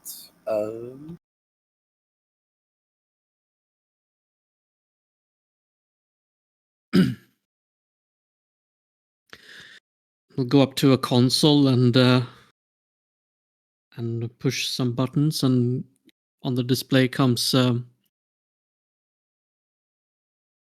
intruder or intrusion detected. This was caught moments ago. There's been a breach in the database security. I'd like your assistance in tracking down who made this intrusion. Yeah. Oh my gosh. I I wonder what happened. It was our lack of insight. We'll figure it out. Excellent. I'll be back Absolutely. shortly. Absolutely. Yes, sir. All right. We'll head to the restaurant. Hopefully, I did all the lighting and stuff correctly. So you two head to the entertainment district, and you enter one of the more elegant restaurants, and both of you are shown to your table. Just imagine that this restaurant is fairly busy. A lot of table, a lot of talking. I gotta find some background here. But I'll leave the scene to you.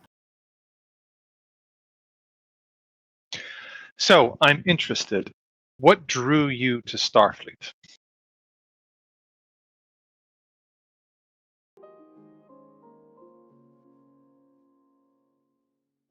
Well,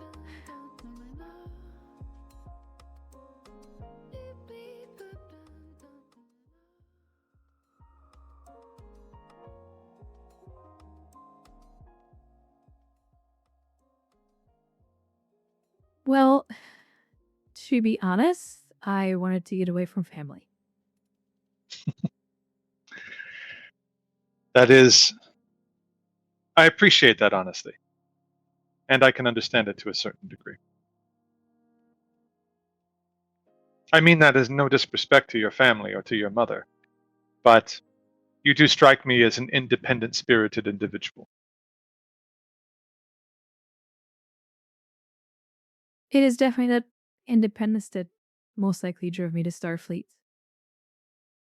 To be honest, I was actually please go ahead. No, I was actually saying that I was telling your mother she seemed to express, I guess the word was annoyance, that you were in Starfleet. I tried to convey to her she's a diplomat, my father's a diplomat, but in a way you have followed in many ways in her footsteps. A Starfleet ship captain is very much a diplomat out in space, especially with several first and second contact duties. Yes, it is. But to be honest, at first that wasn't my path.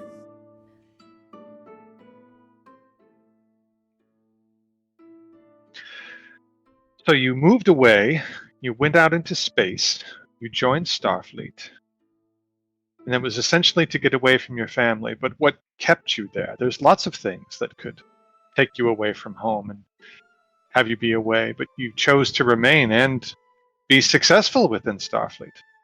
What is it about Starfleet that seems to appeal to you?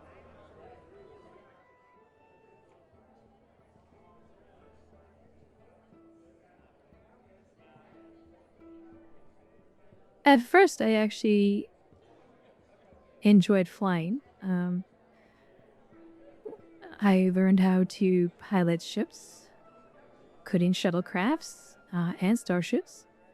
My first posting was a helm officer on board the USS Merlin. It was a rather interesting series of events, but eventually I was driven into a line of work that isn't necessarily frowned upon, and that is most likely the sign of work that my mother didn't particularly care for that I was doing.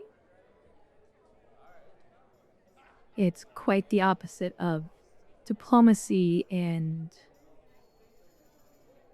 well, other matters. Flying. It sounds like you very much enjoy flying, the freedom of flight.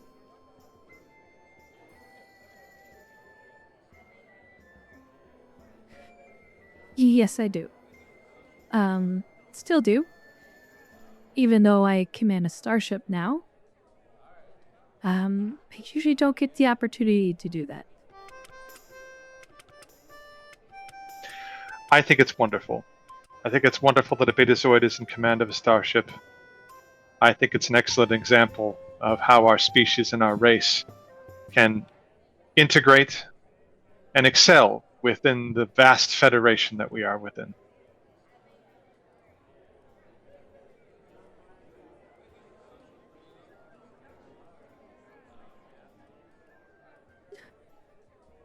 I would tend to agree with that statement. But please, tell me a little about yourself. You're a xenopsychologist? Yes, I'm a xenopsychologist, and I work at the Beta Z Science Institute. And what I'm working on right now is developing telepathic interfaces with non-telepathic species. I think this is important work because we have a gift as a species and as a race. And if we are able to create better communication with non-telepathic species using our telepathy, I believe that this opens up a new world of possibilities in terms of communication, understanding, empathy, all the things that our race, our culture give to the Federation. We can extend it further. Imagine, if you would, if we could have telepathic communication with Klingons. If Klingons could understand how we feel and we understand on a mental level how they feel. Just think of the openness that would happen. And yes, our Federation are friends with Klingons, but if we could do that with Klingons who are historically very against telepathy and have measures both physically and psychologically against telepathy, it just opens up a huge corridor of opportunity and excitement.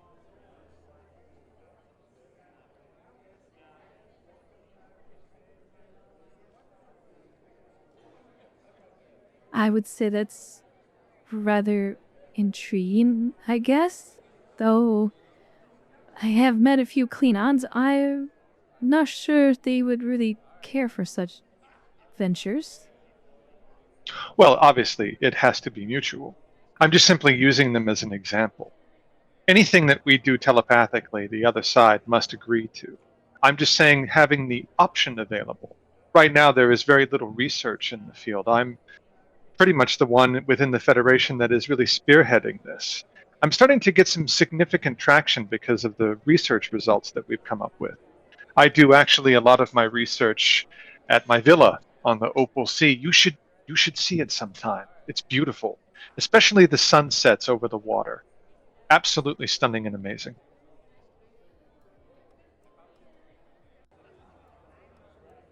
I'm sure it is. I can imagine that all of this is rather awkward for you. Am I correct in that assessment?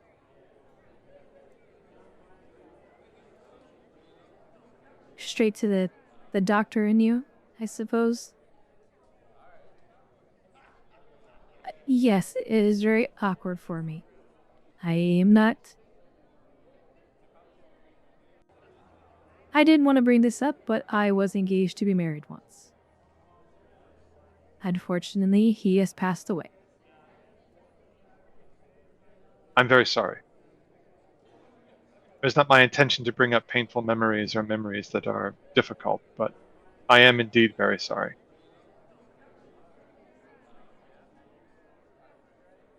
I'm sorry for even bringing it up, but I thought you should be aware of some things that in my life I do carry some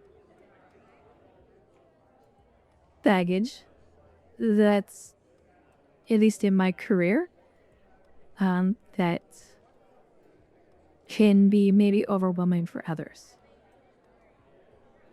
You're very kind to say that, and you're very kind to think of my feelings in that regard. Thank you. I am not bothered in any way by you sharing that bit of history with me. It is our experiences in life that make us who we are. And some are baggage, and some uplift us. All, I think, are equally important. But thank you for sharing them.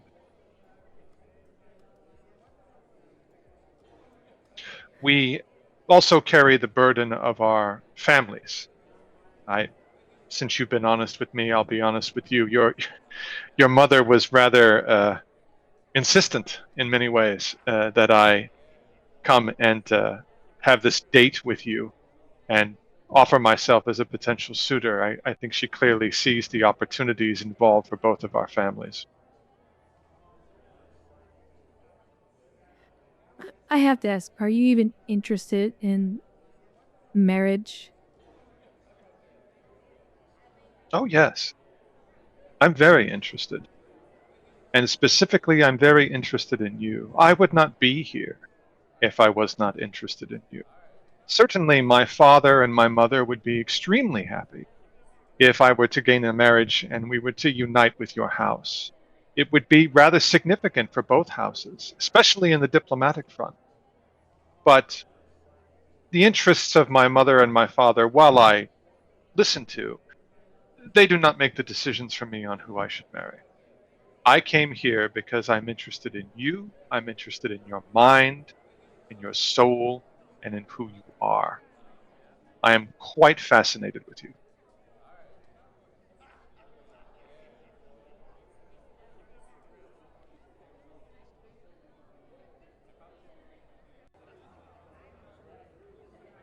Okay, that's a rather interesting statement. Not to be off-putting, but you seem very devoted to your work. I'm just asking, where would you see this if we were to be married? Where would you see this go? What do you see for the future? I would see it going wherever we decide it should go as a partnership together, equal, you and I. What you want, I would want. What I would want, you would want. I would not seek to ask you to resign your commission or anything of that nature. I would just simply ask that if we were to partner together, that we would make decisions together. We would decide together whether we wanted to have a family. We would decide together whether or not you wanted to work with me on my work. I would just expect that. Nothing more.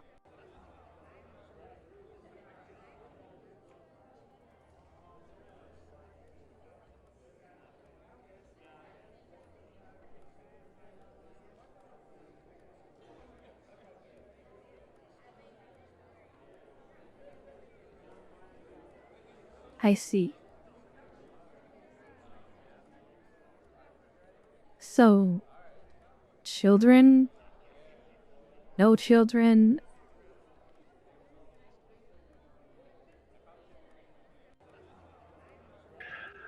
I'm of the mind, on the subject of children, that it should be the person who bears the children that should ultimately make the decision as to whether or not the family should exist.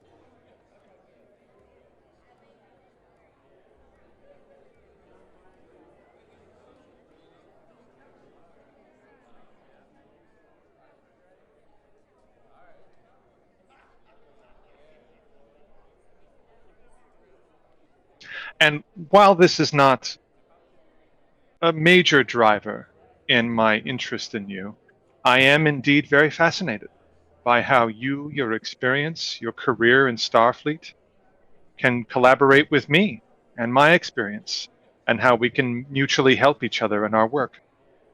Again, not a major driver in my decision to be here, but it is a factor, if I'm being honest.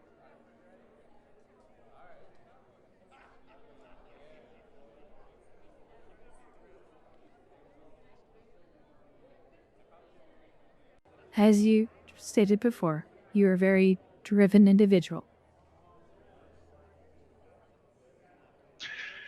And you seem driven as well. It's one of the things I admire about you.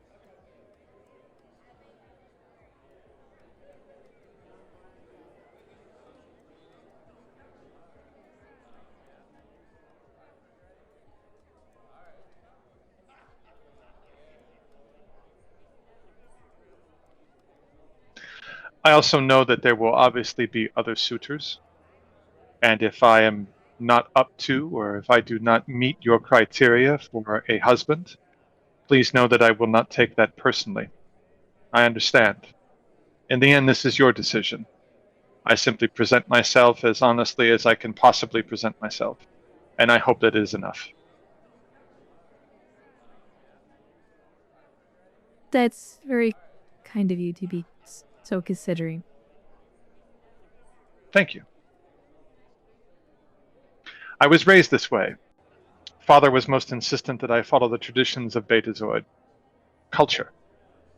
All of the mannerisms, the posing, the bowing, the handshaking, being understanding and open to other people's feelings, all instilled in me from a very young age. I'm very much a product of my parents, as you are. Though I think the difference between the two of us is that you rebelled a little more against your parents than I did against mine. My rebellion against mine is smaller. They wanted me to be an ambassador like them. I chose science. They've left me alone for the most part. But I cannot help but often think that they have a little bit of disappointment in me, and that they might feel I would be redeemed in their eyes if I were to marry someone like you and unite our two houses. But know that that is not a motivating factor for me. It is more motivational for them.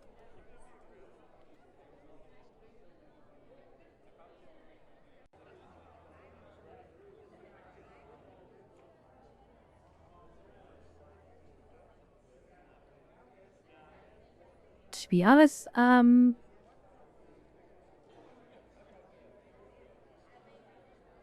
I just don't know how to put this into words, but it feels a little too fast. It's understandable. Clearly, I am Let just me- getting to know you. Yes. If I were to Yes. choose you as a suitor, my life in Starfleet will have me very busy, and we may go for months, seasons without ever talking to each other. That is understood.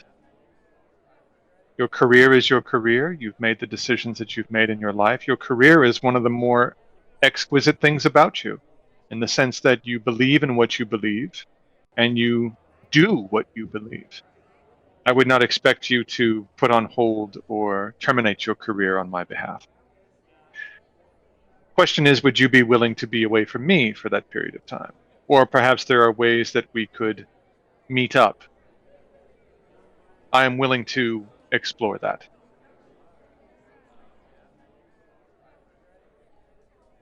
Well, so long as you remain open, but I honestly wondered if even just a few days to develop some sort of relationship is honestly even possible.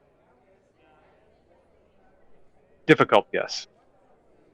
Possible? Well, many things are possible. But you'll have to forgive me. I get the sense that this was something that you didn't expect, that it seems that you've had to rush into it due to extenuating circumstances. Is my intuition correct?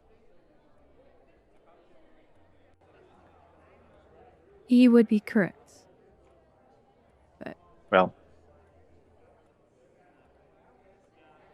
Well, that could make things most stressful indeed.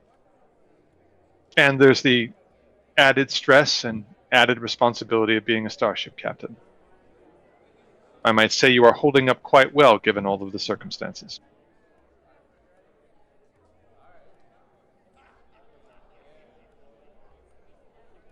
Thank you. I do appreciate that comment. And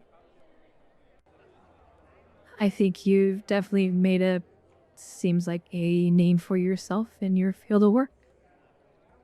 Thank you. I do try. I think my field of work is very important. I probably put too much of my focus within it, which is one of the reasons why my family was so happy that I agreed to this arrangement. By arrangement, I mean this date. If for nothing else, regardless of whatever your choice is, here, now, in this moment, we are together, enjoying a good meal in a very fine place, and if for nothing else, that was worth the trip for me.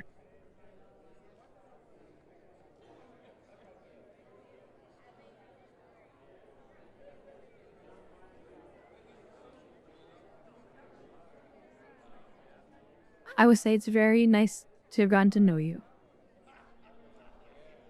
So thank you for coming. It is my pleasure and my honor. Thank you. Well, yeah.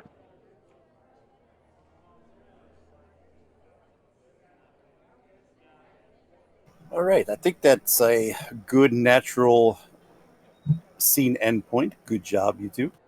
Thank you. All right. The big question is, where do we want to go next? There was the doctor heading to the entertainment district. There's Rick heading somewhere, and then there's Kane and Terrell in the security office.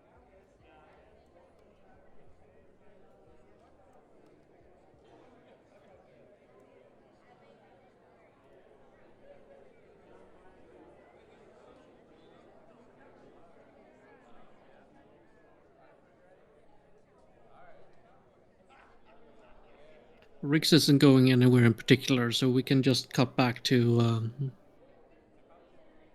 the scene with Kane and Terrell when it's appropriate. Okay.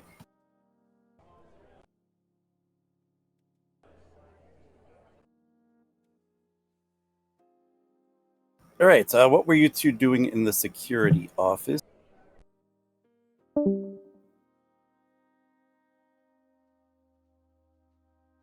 So yeah, Kane is Trying to cover his tracks. yeah, basically.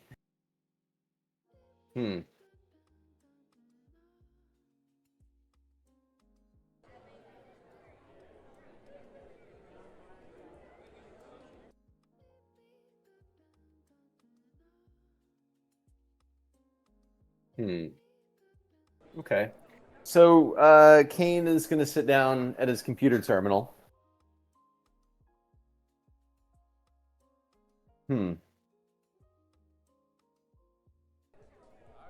Well, Ensign, I guess we have to find the source of this breach. I guess so. Okay. So, did Rix just leave the room? Yeah, he left the room. Just Said he'd be gone. back shortly. Okay. Oh, damn. Okay. How do you expect to cover this up? To be honest, I'm not entirely sure. You know you can't lie to him. He'll find out. Eh. One thing I've learned about Rix, he's a big softy at heart. He's very trusting. Okay. So Kane is going to sit down, access the terminal. And he is legitimately going to pull a record of all of the changes made to the system since the last time that he's accessed and set it up.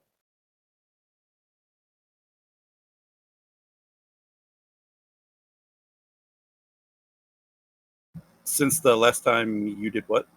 Since the last time he's worked on it. So he knows that he's going to find the change that he made. He's also going to see if there were any other changes to the system since he worked on it last. Let's see. We could probably say an hour or two has passed. There's probably been a number of new entries made. Maybe a handful. Okay.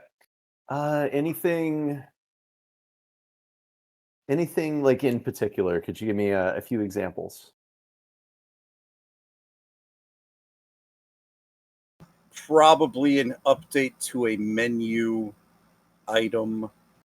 To facilitate someone's food allergy. Adjusting the atmospheric lighting to section 36 alpha of the reception room. A message sent to the dressmakers and seamstress, adjusting some of the dress sizes. Got it. Things like that. Okay.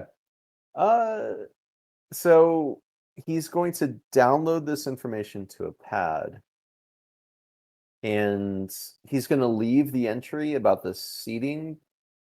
Oh, no, Rix is going to pick up on that. Damn it. Yeah. Yeah, he's going to zero in on that for security purposes.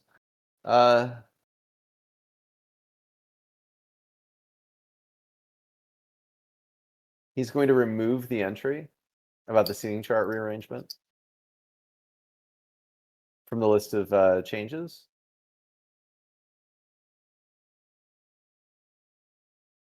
And yeah, he's going to take the pad.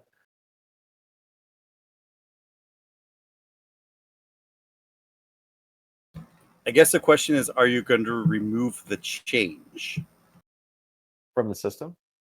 Yeah. If he can remove the log or the record of the change.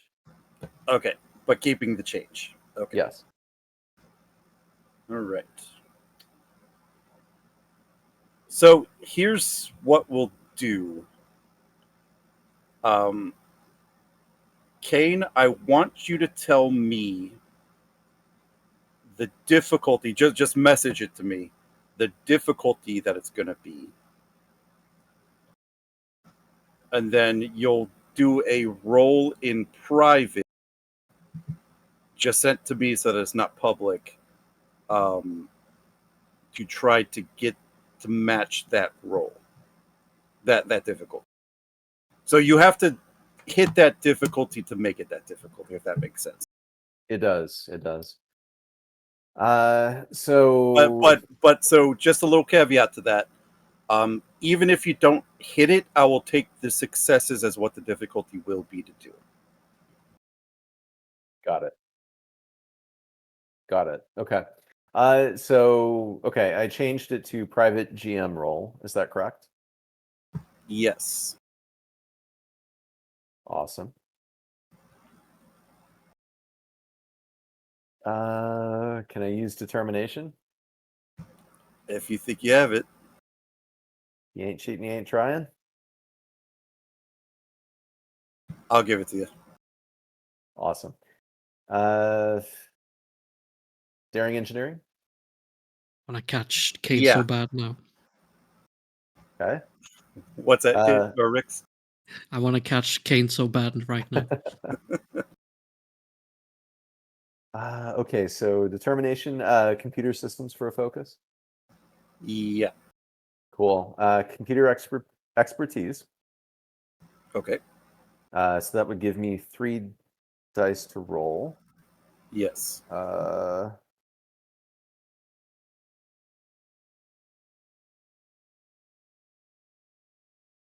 Okay, so want to get your thoughts. Technically, by the reading of testing a theory, he has attempted to hack the computer and change the system one other time in this episode. Would that apply in this situation?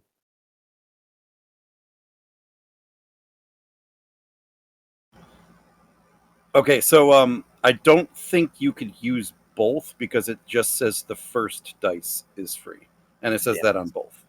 It does. That is true. Damn it.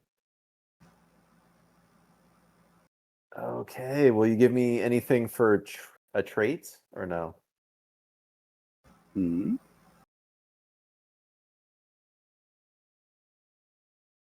Nah, probably not. Damn it. Okay. So yep, first one is free. That gets me to 3 dice. So yeah, let's do a threats and a momentum. It gets 4 dice. And then since it's a shared pool, how many momentum to buy the 5th dice? Be 3. Let's do it. Hopefully I'm not going to Trying give it to all. sabotage me. Hopefully I'm not going to give it all back. That's the danger. Okay, so Kane, just remember, it's since you're using determination, you would select 4 dice and then using determination. Perfect. Ooh. Uh-oh. Yep, gonna Uh-oh's right. re-roll that one. We could see that the physical dice, by the way. Mother. Okay. Well, The dice, no. they do. Yeah, I don't know how to stop the physical dice from rolling. That's the only thing I don't like about that.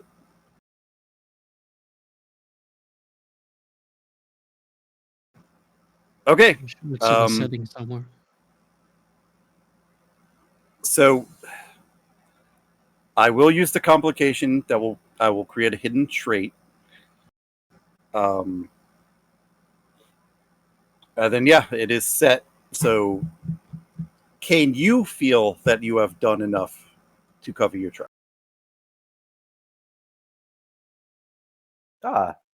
See, Ensign, there's so many changes here. Yeah, but I think Go ahead. I still think Briggs will find out. Honestly. But I wish you the best of luck. Well,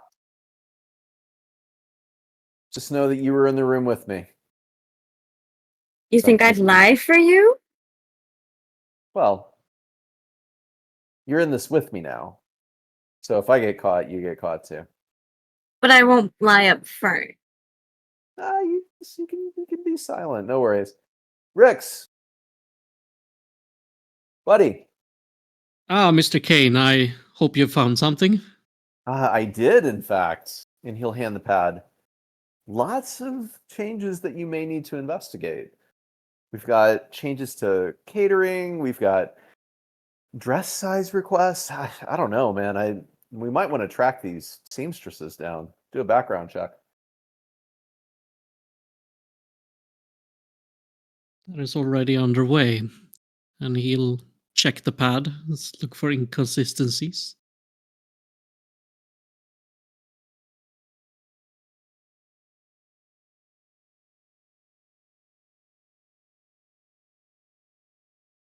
What was the inquiry about the seamstresses?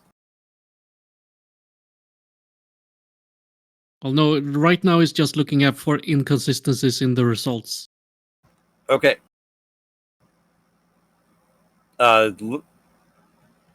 Related to what's going on here? Yep.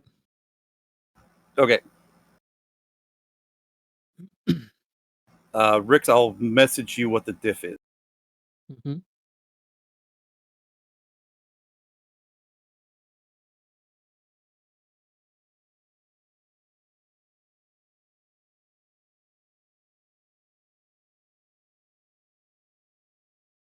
Okay.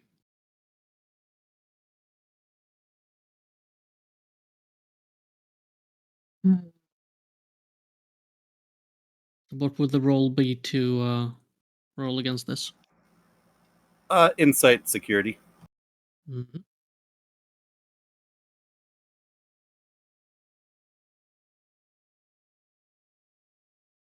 We have 3 momentum. You do have a focus too. Yes. Let me see. I do have some awards. Let me see what those do. They choose to double their focus range for that task. The character scores 2 successive any dice that rolls equal to twice their department rating. Okay, well, I will use my Star-Cross award then. Once per mission before attempting a task that one of their focuses applies to, the character may choose to double their focus range. For that task, the character scores 2 successes for any dice that rolls equal to or less than twice their department rating. Yep. So I would have this a would fit. 10. And I'll give you a threat for bold. And I'll buy another dice with 2 momentum. Above that. So 4 dice. Mhm. Focus. Then we just have to take into consideration the thing. I think to make the award work, I think you just hit dedicated focus. Try that. And I think it does what I think it does. I can re-roll the 18. Because of bold. But that's already a home run for me. So I get 1 momentum Okay. back. I will give you some info.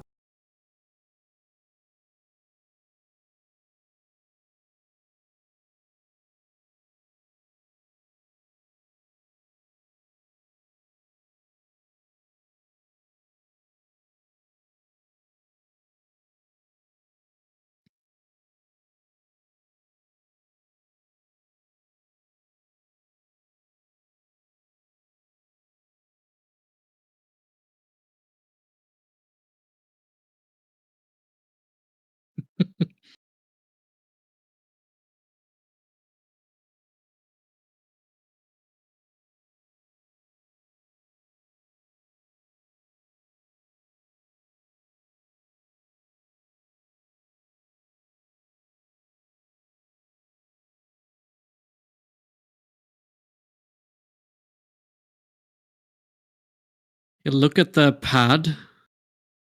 And then he'll look up at Kane. Kind of a stare. Look down again and then look at Ensign Terrell. And he'll hand the pad over to Ensign Terrell. Ensign, do you see anything out of the ordinary in this?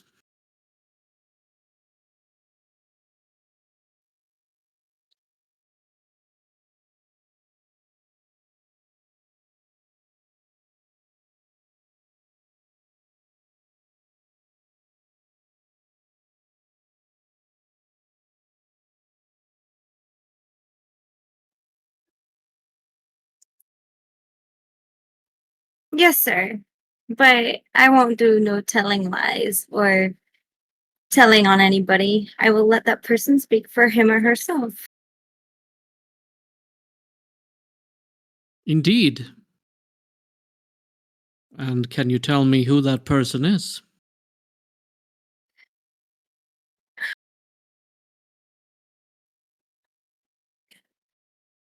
Yes, sir. Standing right next to me. Well, Mr. Kane. Do you have anything to say for yourself?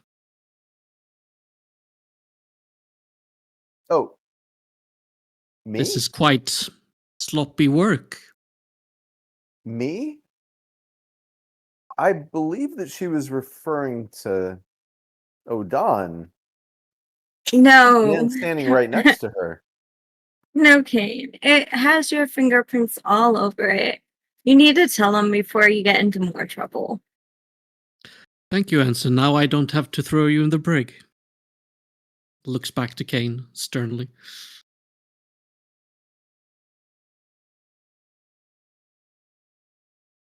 So what do you think you saw, Rex? You tell me.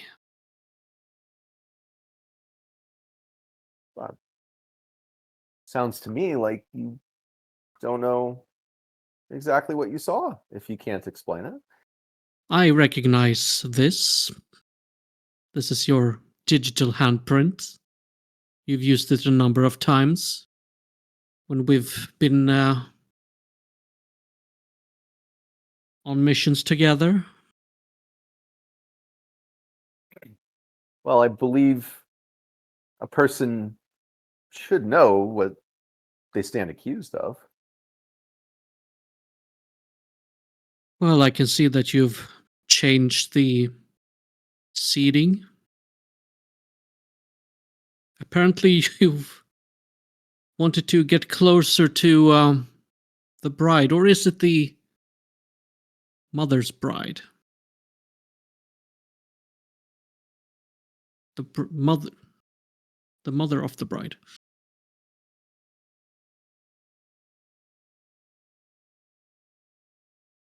Look, I'm Technically, it's sure. the aunt of the bride. Well, not anymore. Well,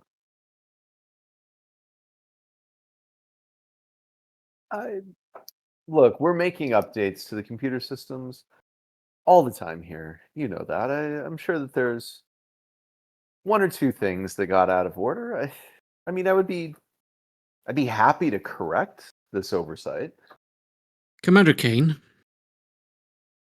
if you do something like this again, I will report it to Commander Mohawk immediately. However, I will overlook this.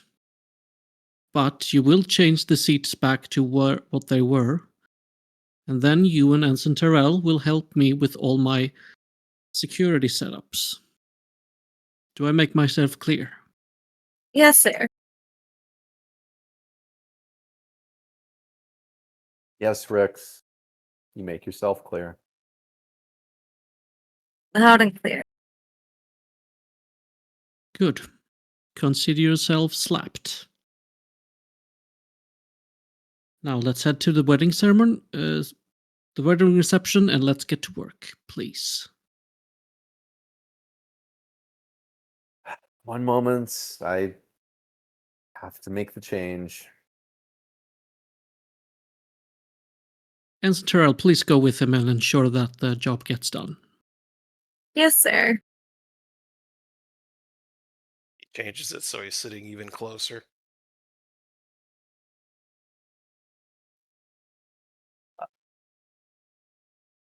He will change it.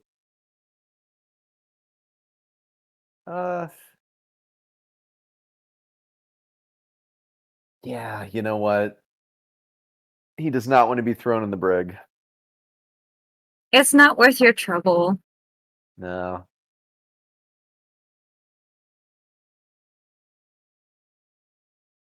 There's other ways to continue the hunt. All right, he'll make the change back. He knows that Rix is serious. Rix would throw him in the brig.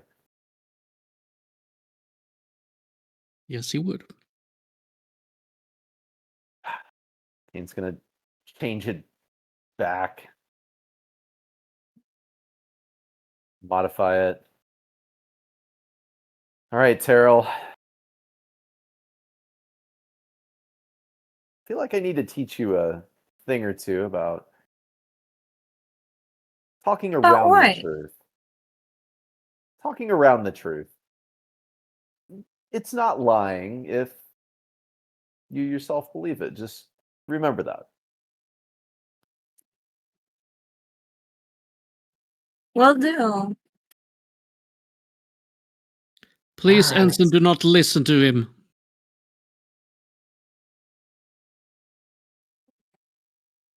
Who knows, right? Rix, has anyone ever told you that you have radar for ears? Yes.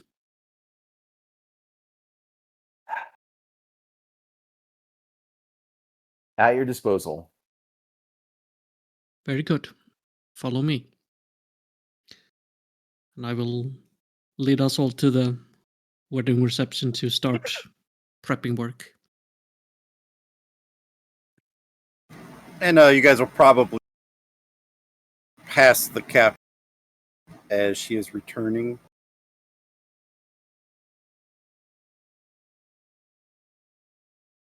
Ah, Captain, you're back. As she's walking, she's kind of hunched over a little bit. Ah.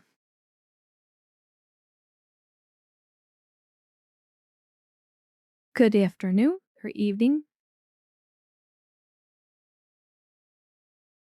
Trust your duties are going well? Yes, these my colleagues are ready to work as hard as they can, sir.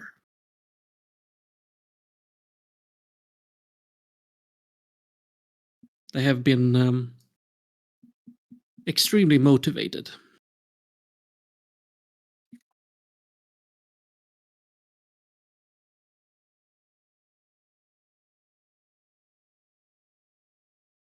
She just looks at the three of you for a moment. I see. Well, I hope that motivation is not ill-placed. I will make sure it isn't, Captain.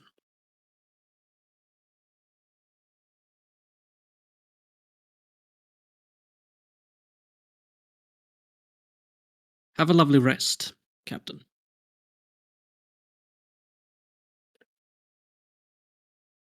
Unfortunately, family duty calls.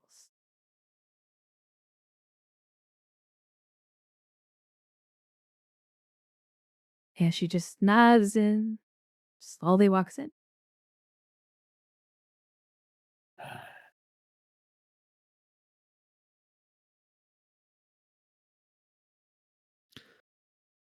Don't just stand there. Let's move. Fine. Fine. Whatever. Of course.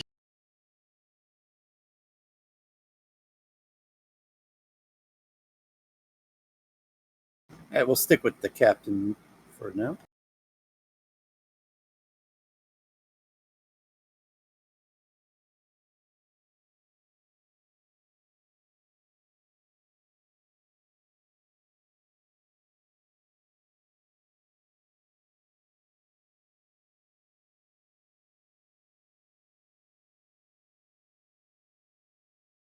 I am back, Mother.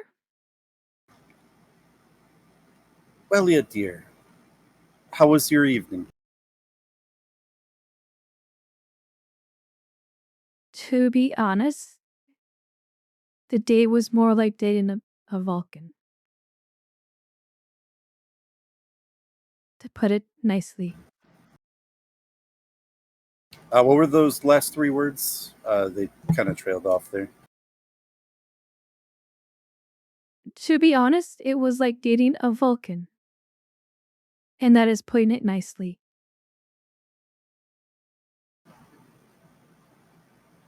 I'm rather amazed. I thought you two were hitting it off so well. Apparently, looks can be deceiving, Mother.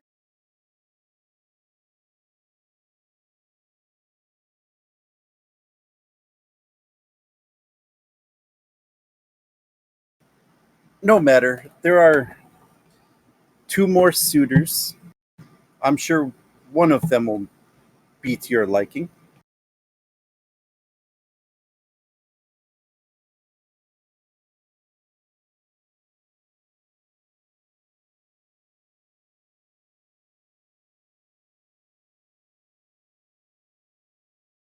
Here's a passing thoughts. I know you're inclined for me to get married, but perhaps we could do something more of just a ceremony.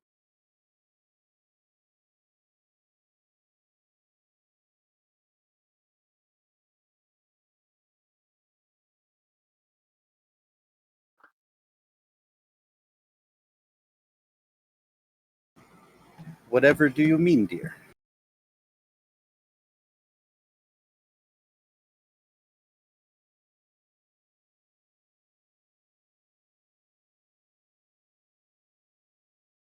That you're just wanting to show them a wedding ceremony, correct? They don't have to know it's a real wedding. Clearly, it's not a traditional Betazoid wedding.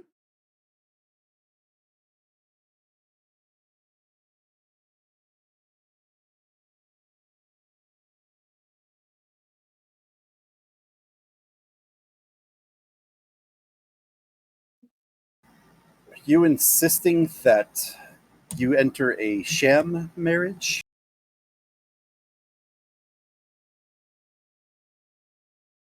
Only temporary.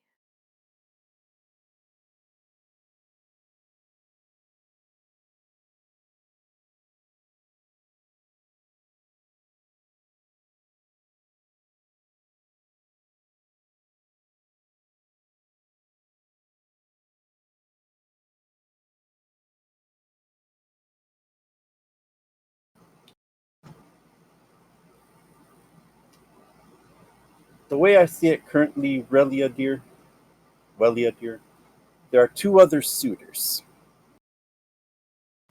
Why don't you go have dinner with them first, and then we'll revisit this conversation?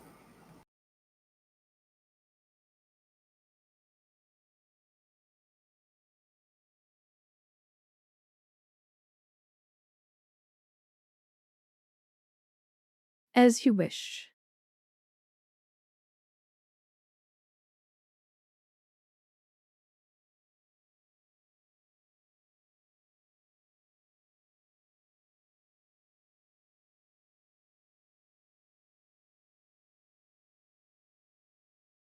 If you excuse me, I'm going to retire. Good night, dear.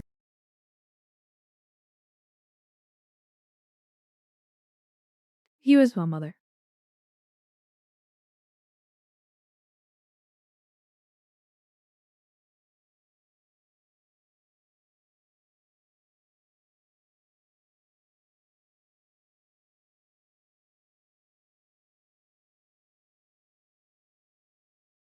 All right, I did not notice what the time was.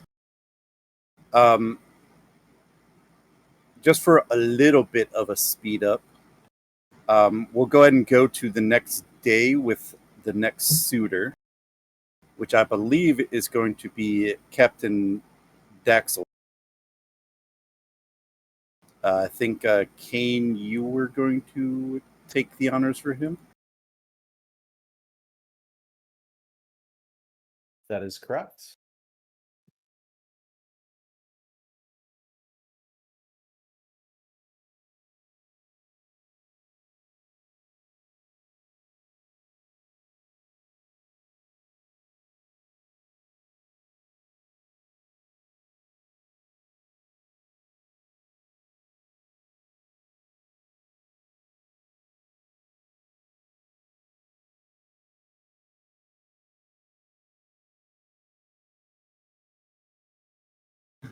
There's the rather dapper looking captain.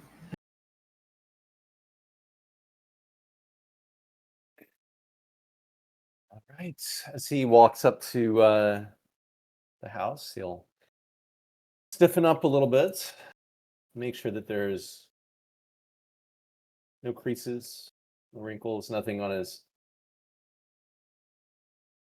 jacket, and then walk very purposefully into the house.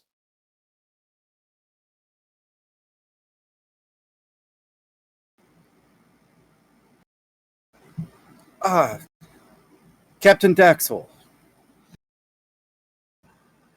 It's an honor to meet you. Ambassador, likewise. Pleasure to meet your acquaintance.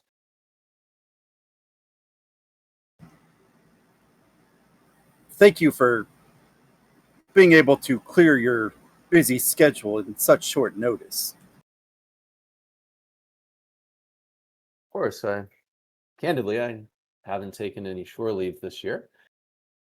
Figured this would be a good time to use it, and, well, there were no objections. Very good. Well, let me go hurry my daughter up. If you'll excuse me a moment. Of course, ma'am. He'll look around a bit in the foyer and take it in and look. He'll look a bit uncomfortable, actually.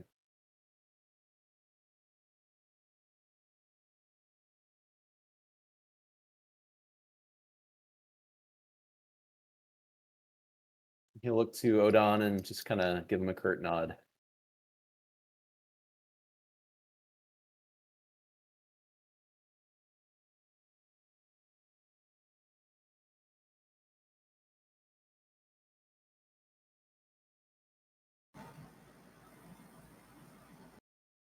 All right, Captain, if you're ready for number 2.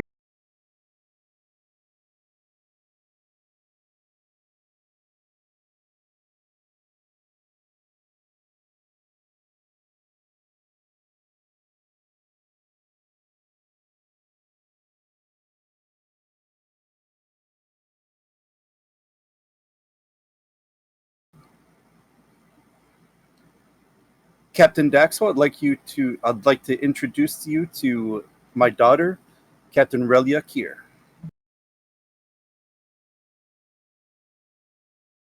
He'll walk up to her.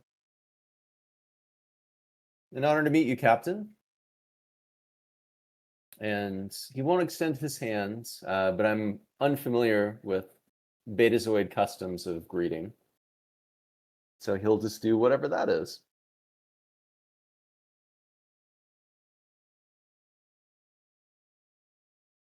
I'd imagine it'd be some type of bow. Let's do a bow. He'll do a very formal, stiff bow.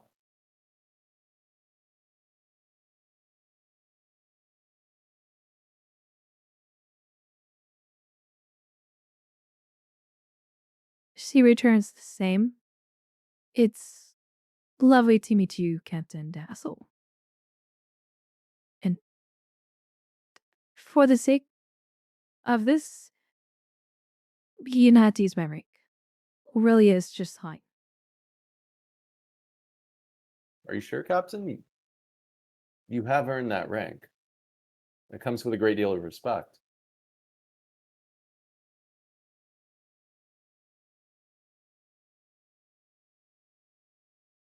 Indeed, it does, but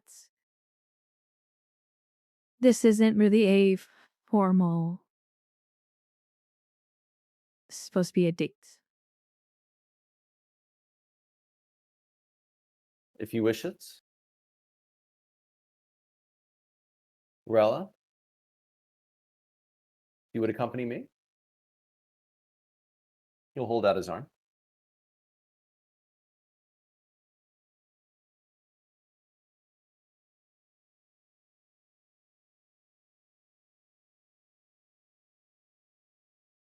She'll take his arm and, so where are we going? GM, where are we going? Don't worry, I've made arrangements at the restaurant. Okay. Please tell me it's the same restaurant as before. God, that would be great. I mean, GM only made one restaurant template, so yes. Here, better hope you get something different each night, I guess. He'll mention the restaurant. Did somebody mention the name of the restaurant last time? Nope. Okay. Staff is going to start asking questions with the same woman showing up with different men on 3 nights in a row. Seriously. He'll just mention the cure. My understanding is it's one of the best, if not the best, restaurants planetside. She just looks to her mother, indicating that this is the same place. I have connections with the owner of the establishment.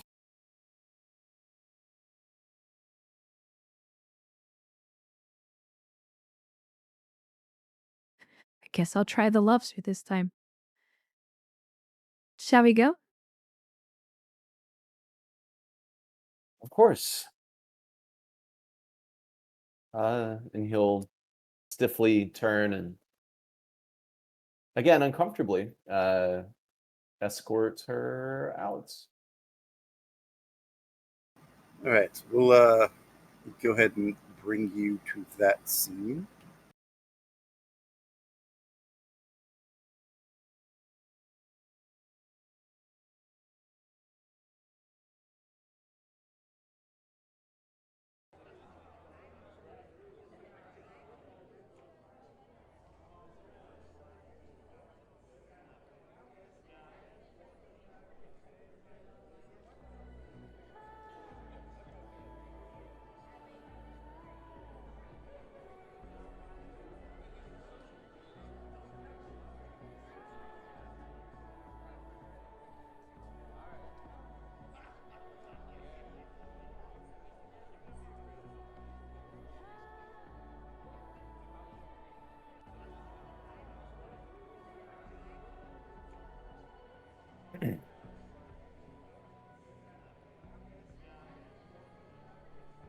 So, Ruella, do you find it to your liking?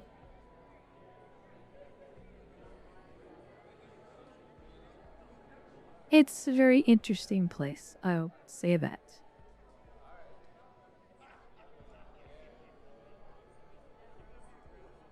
So, tell me, Captain Daxel,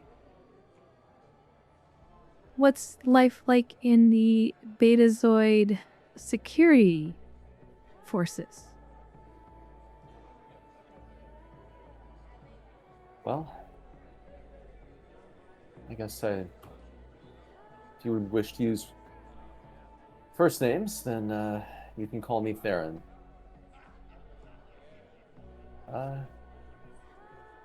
In a word,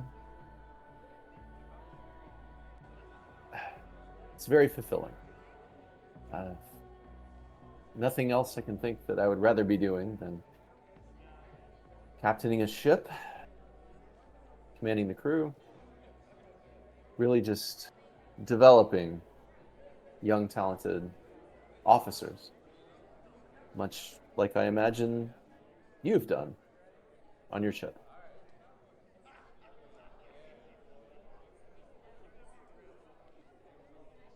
Well, to a certain degree. I was just recently promoted to captain not that long ago. I was first officer for a few years.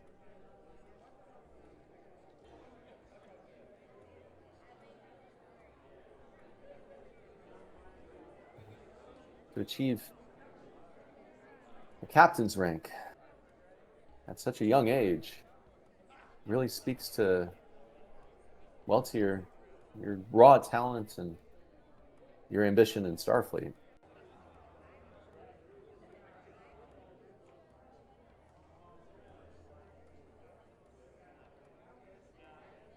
I wouldn't say so much ambition as I had a lot of helping hands along the way.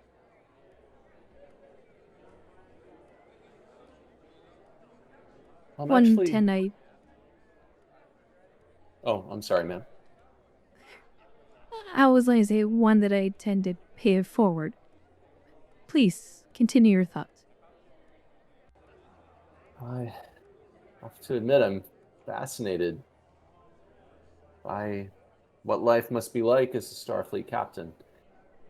How is it managing such a diverse crew?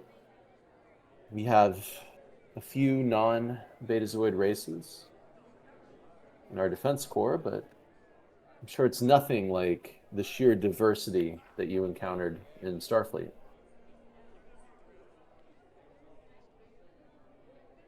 I would like to think that diversity is our strength.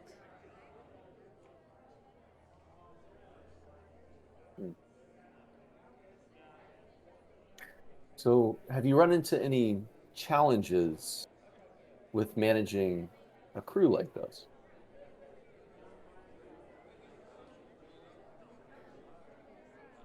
No, everyone who enlists in Starfleet are, let's just say, our thoughts are in line on helping each other.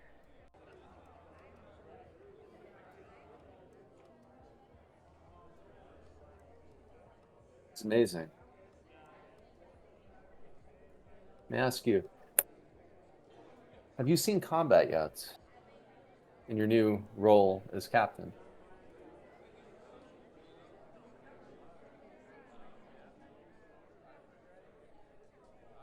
I would ask you the same, but yes, I've seen numerous encounters, both in space and on the ground.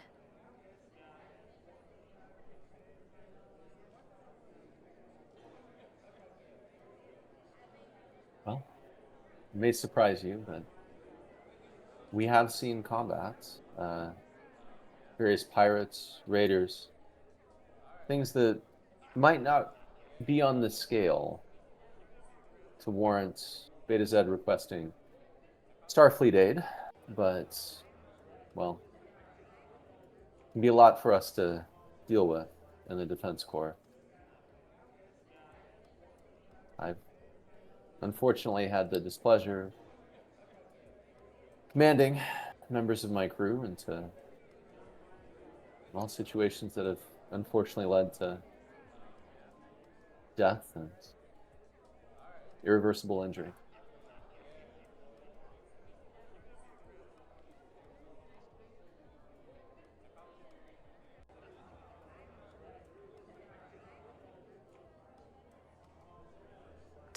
Speaking outside of careers, where do you see yourself in the future? Honestly, I'm 35. I've got many years ahead of me. I honestly, my eye is really on how far I can take this. I'm good at commands. Seem to really enjoy what I'm doing. Well, maybe I can potentially take a position in military commands with Beta Z Defense Forces. That's honestly what I'm striving for at the moment. What about you? You must have your eye on, well, Admiralty, I would imagine. If from the truth to be honest, I actually love what I'm doing right now. I could see myself commanding a starship in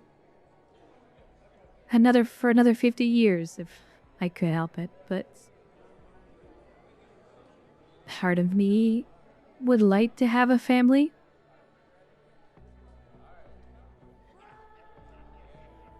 Though I'm not really ready to settle down at this moment. He'll lean forward. Funny that you should mention that. I feel exactly the same. Now, don't get me wrong. When I was told of the opportunity to meet you and, well, to speak with you for an evening, I jumped at the opportunity.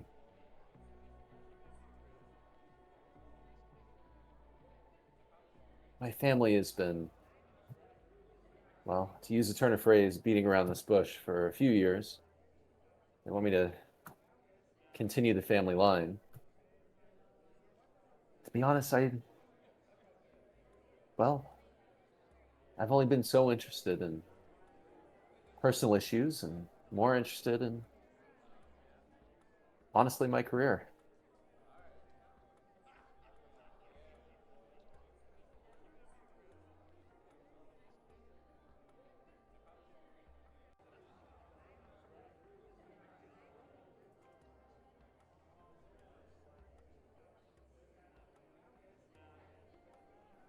Do you feel the same?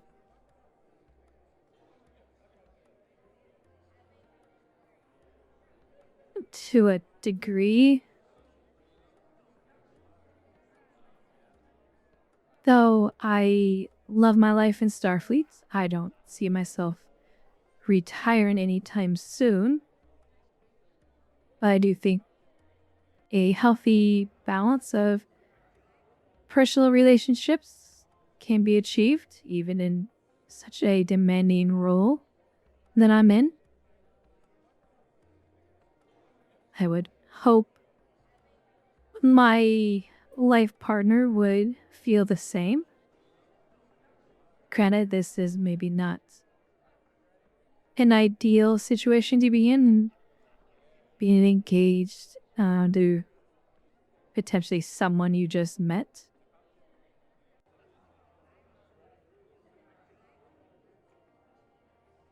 Well, Ruella,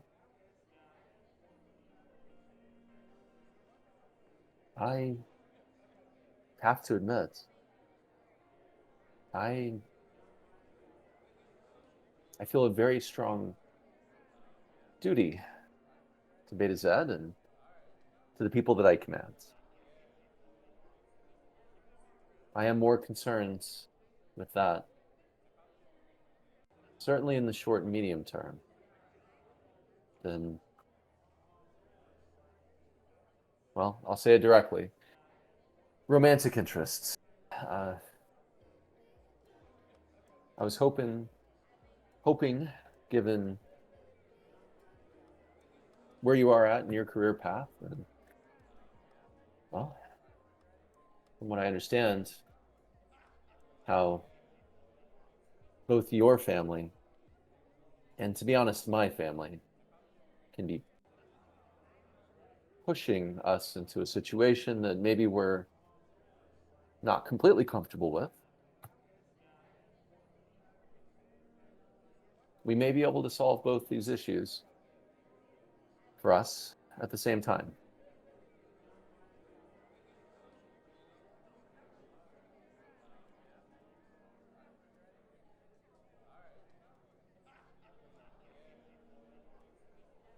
I think it would be fascinating to, well, share your insights, share our insights with each other. I want to learn everything that I can about Starfleet, the tactics. I want to learn everything about how you think about, well, career situations. I can say this. If you wanted to focus on your career for the foreseeable future and have that be your focus, this arrangement might work. I would feel the same way.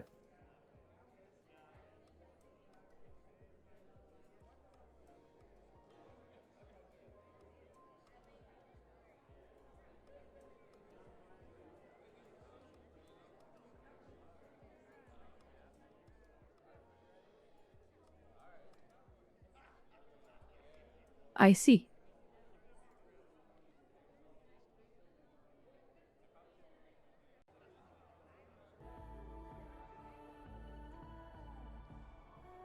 I will say this, it would get both of our families off our backs and honestly allow us to go back to our duties. I mean, even in this current situation, I'm sure that you were just itching to get back onto your ship, to get back in command, to do what you were meant to do. How many more of these arrangements do you want to go through before placating your family? I feel the same way.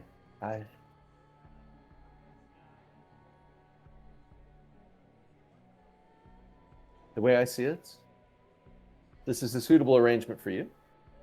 We can go through the motions, as it were.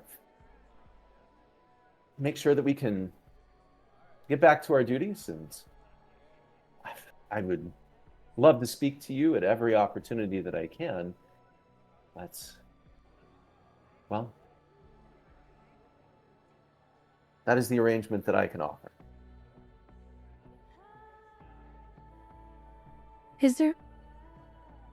I'm sorry, is there anything you like to do for fun?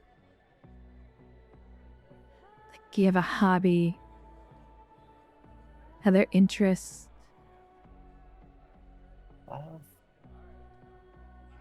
I read a lot.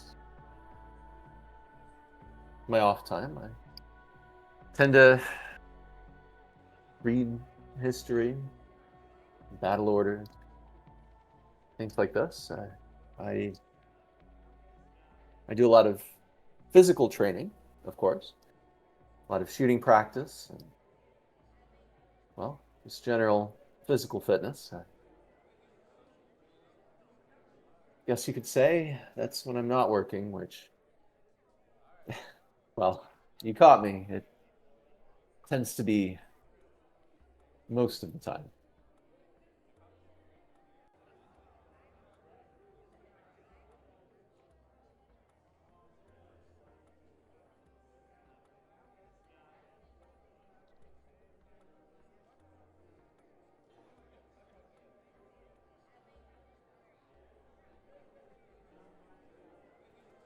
What about yourself?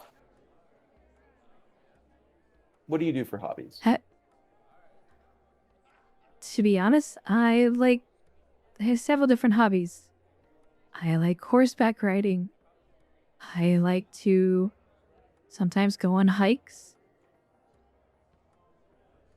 Assuming that there is time for it. I also indulge myself in a little hollow mystery from time to time.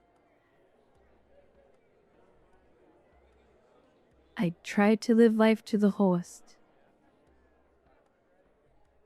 I usually don't placate myself into mastering or honing my battle strategies or crafts.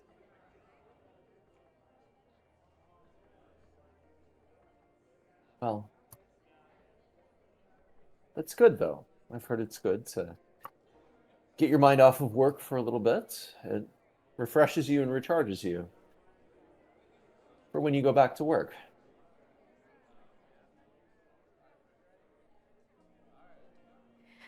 I'm sorry. She gets up.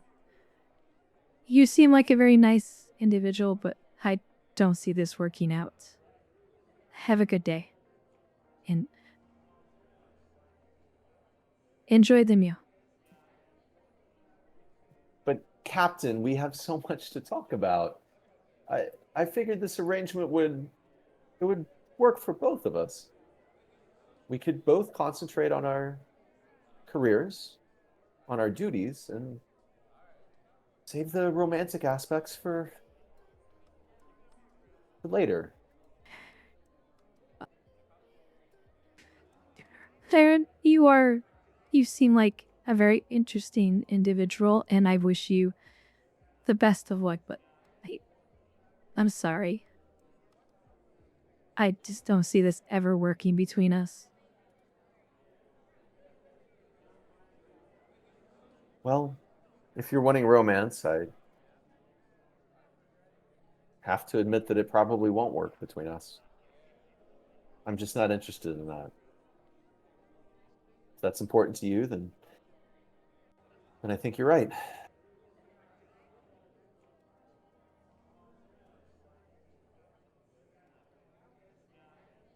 Good evening, It's- Captain.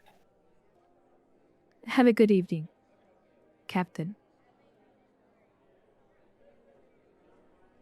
And he will probably jump at the chance to eat non-replicated food for a little bit before he reports back to his ship.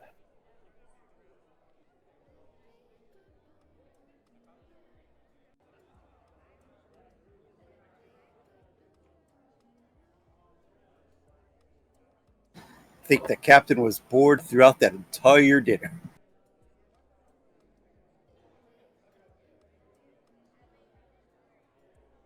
If so, then I successfully accomplished my mission.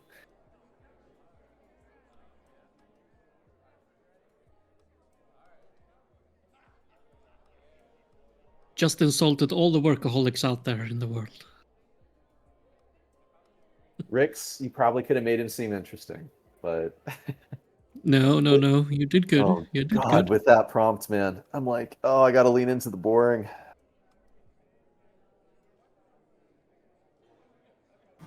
Okay, so we're getting close to where we would normally stop. We could either go longer to get the other suitor out of the way. We could save all of the security stuff till next time. Or we could just push it all to the next session. I'm fine with finishing off the suturing parts. We can leave the rest for later. I am too, because I agree. Yeah, I don't want to end the episode on my boring ass. So, gotta add some levity. Let's finish this out. Okay.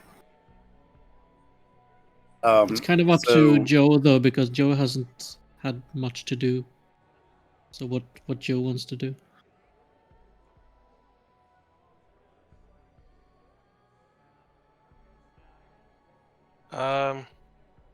I'm fine either way.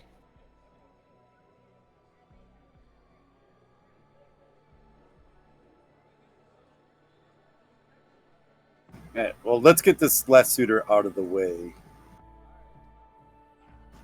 This one I totally had planned where Captain, you would meet him here. For reasons that hopefully will become apparent.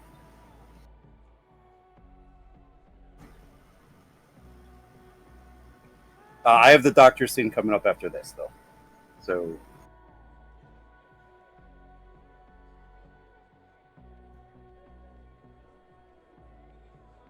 Because it leads into something. So. You are Mr. Ravel? Oh, please, just call me Jax. You must be Rev, right? Relia? Yeah, Rev. You know, I have a suggestion off the bat. I don't like this place. Too formal. Too many servants and fluff, you know. Why don't we go out there? There's an extremely fun culture festival out there, and I'm sure there's some beautiful street vendors out there. What do you say? Skip this place altogether. You know what? That sounds like an excellent idea. Marvelous. Come, let's go. He just casually get off. You can also sense that his clothing is quite casual. It's not extremely nightlife-y. It's kind of casual. It's a equivalent to a business suit, but not overly, not with a tie and stuff, but basically a business suit with a casual shirt under.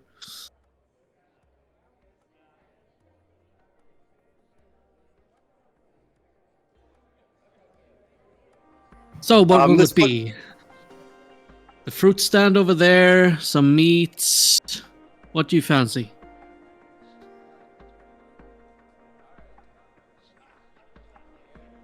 How about a little bit of everything? Excellent idea.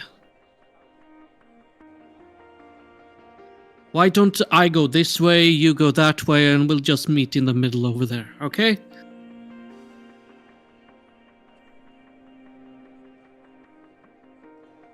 Sure. Excellent.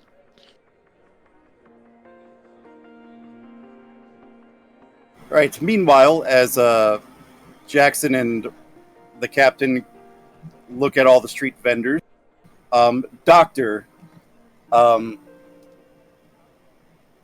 you just watched probably another performance from Lyra. She just probably finished up her performance. And has probably noticed you and has met you outside of, her venue.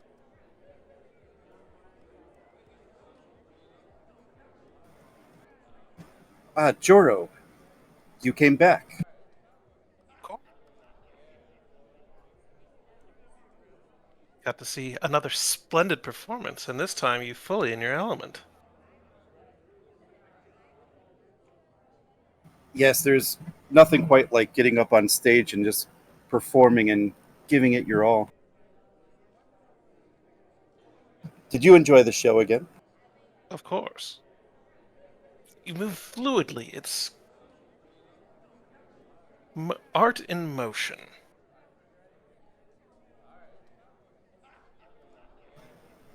You flattered me. Not at all. I speak only what I see.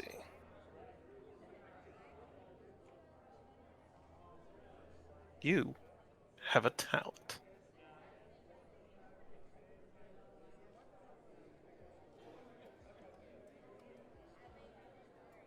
You must really enjoy my dancing if you've come out every night this week. Well, between that, my duties on the ship, and hanging around the Keir household, this is by far the most enjoyable of the three.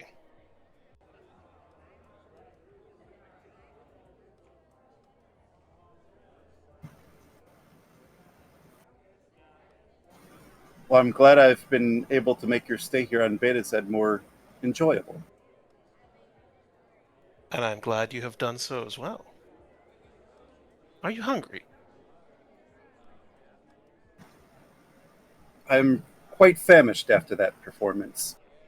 I'm a little more exhausted than normal. I've given just a little bit extra in that performance tonight. Oh. Well, I believe I saw some food stalls just across the way. Would you like to accompany me? Been so busy rehearsing, I haven't had the chance to check out the festival. Well, we should rectify that immediately. And I will hold out my arm and orient my body towards where all the vendors are lined up. And she'll take your arm and allow you to lead her through the crowd. I should mention that it is quite lively here. Lots of crowds, lots of vendors shouting, yelling.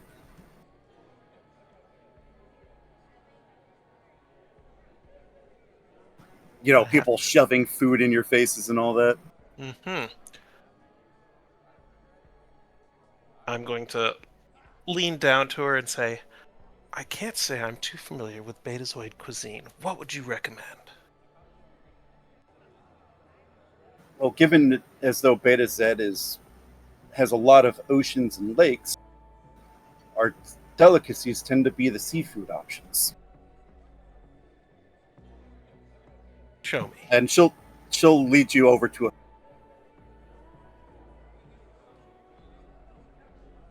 two, please. And what she grabs is kind of looks like kind of like octopus tentacles almost.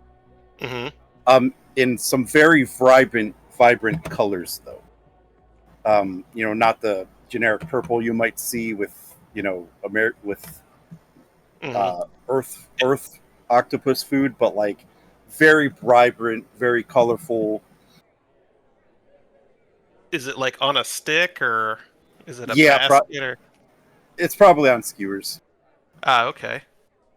Is, is there a particular way to eat this? And kind of look at it with a discerning face, like I'm trying to figure it out. You just and it's pretty thick too. Mm. You just bite into it. If it's cooked to perfection, it should be rather juicy All and right, and I flavorful. will bite into it. And as you bite into it, you just get a sensation of just so much flavor, so much juiciness, and a little bit crunchy because it's probably grilled. Mm-hmm. And just the way they cook it, like all the flavor, all that juice, it's just trapped inside. That when you bite into it, it just releases almost overwhelming amount of flavor. Oh, I thought you were going to say it almost overwhelmed. Well, overwhelming amount of juices. That too, potentially. Play it how you like. I will bite into it and take a big, like, ripping bite off of it and chew it, and then kind of notice that, like, the juice is dripping down my face and start panically looking around for, like, a napkin or something to wipe myself off with. Lyra will just kind of laugh. Here, and she'll hand you a napkin. Thank you. Very, flavorful and juicy. I'll take a smaller bite next time. It can surprise you with how much juice is inside this if you're not prepared for it. And she'll take a rather small bite. Noted. Next time, I'll have to let you go first and follow your lead. I was just curious how you would approach it.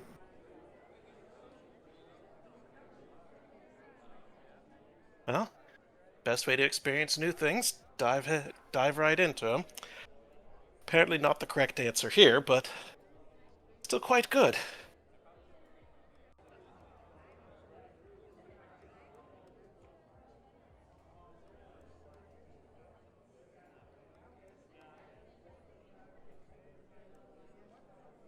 How often do these festivals happen? This one is pretty much an annual occurrence. It Really? is the Betazoid Natural Cultural Festival.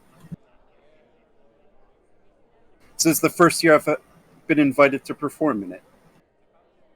Well, personally, I think you've made an amazing showing, and I'd be severely surprised if you weren't invited back next year.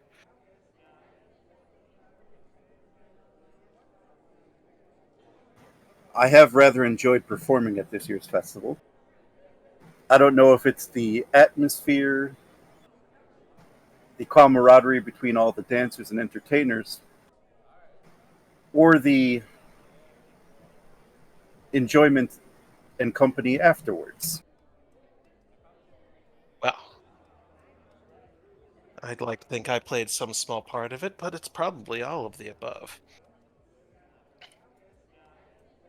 When you're a doctor, you go to medical conferences, and while sitting through lectures and presentations can be a bit boring, if you're sitting next to the right people, it's far more interesting.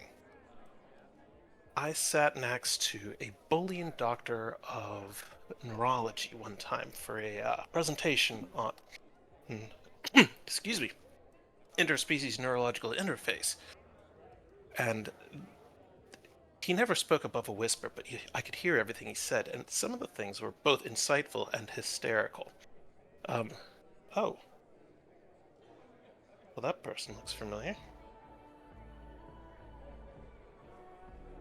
She'll kind of glance the way you're looking. Believe that's my captain. enjoying the festival as well. Sometimes it is a rather small universe. Indeed. Should we go say hello? Of course. And I'll hold my arm back out and wait for her to take it and then walk over towards the captain.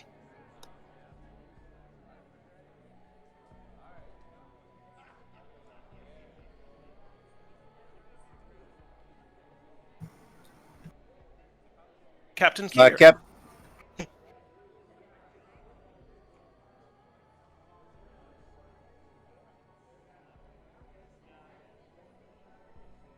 Holding multiple skewers in her hand and another cup. She kind of holds her mouth closed from up and swallows. Doctor! What a pleasant surprise. Enjoying the Same. festival? Quite. My companion here, Miss Lyra, was showing me around and explaining various assets of your culture. I'm sorry. Lyra, this is Captain Keir of the USS Akatsuki, part of Starfleet. It's a pleasure to meet you, Captain Keir. Pleasure to meet you as well. This is Jax. My date. Oh, hello, Doctor. Jax? Say, you should try this Aspera cheese. Very, very mature. Really? Where's that at? Oh, it's over there. And then try the Kingdom rolls. Perfect dessert. Ah, I see. Well, This Captain, fried glad to octopus see- is Go ahead. This fried octopus is marvelous. It's what was that place on Earth? It's very similar. I'll think of it later. You should try it. It's really good. I hold up my own stick. Yes, I've had a sampling. It's very juicy if you're not prepared for it. You know, I don't really care for seafood. One of the things that made me want to leave this planet as soon as I could.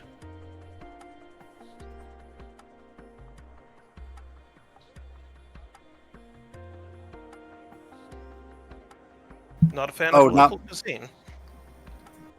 Oh, well, not the seafood. Some of the other things. Kingdom rolls, Aspera cheese, perfect, but there are a lot more delicacies out there. As I'm sure you know, both you and Rev here. Tell me, Doctor, what's the craziest disease you've had to cure? The craziest disease I've had to cure. I would have to say the Parnalian flu. There was an outbreak of it on the colony back maybe 5 or 6 years ago when I just got assigned to Starbase 12. It has a neurological effect to it that causes people to behave very strangely, and it also can turn the skin funny colors if left untreated. Ha! Sounds like fun. I'm sorry, Lyra, you were about to say something. Oh, it was just mentioning of the food. Ah, I, for one, happen to enjoy our local cuisine here. Well, I don't blame you.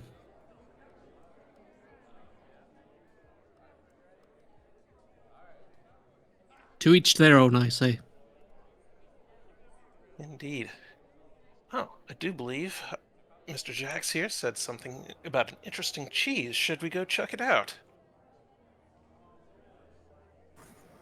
Yeah. You said it was down that way, Jax? Yeah. Past the Kingdom roll stand, and make sure to get some on the way. Indeed. Oh, we'll be going. Captain, good to see you enjoying your time.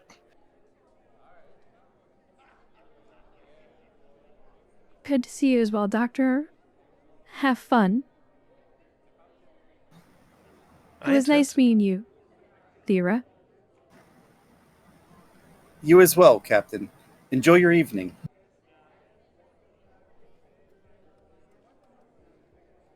So, Captain, he says with his mouth full of food, what's the craziest thing you've seen? Oh, let's sit here, by the way, just to get comfortable. Well, to be honest, if I told you, I would have to kill you. Does that answer your question? You Starfleet types. Oh, such humor. I'm sorry, I interrupted you. Please go on. No, it's quite alright. You're a traitor? Is that right? Well, I will call myself a businessman. It's my family company, Ravel Starways. We do a bunch of freight here and there within the Federation. Looking to do some outsourcing outside of the Federation as well, but primarily domestic, so to speak.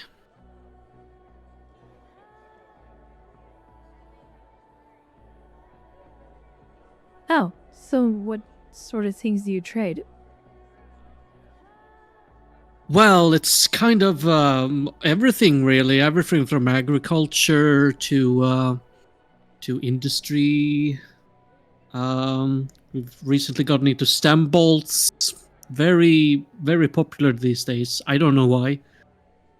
Preferably self-sealing ones. I don't know what's the difference between the two, but apparently they're very popular.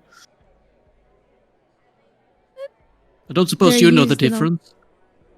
Well, they are used in a lot of engineering aspects, especially on board space stations, from my understanding. I'm not a competent engineer by any means, but...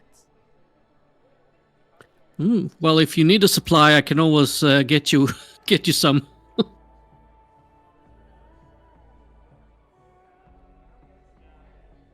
I will keep that in mind. Excellent. We're already making business deals. It's fun.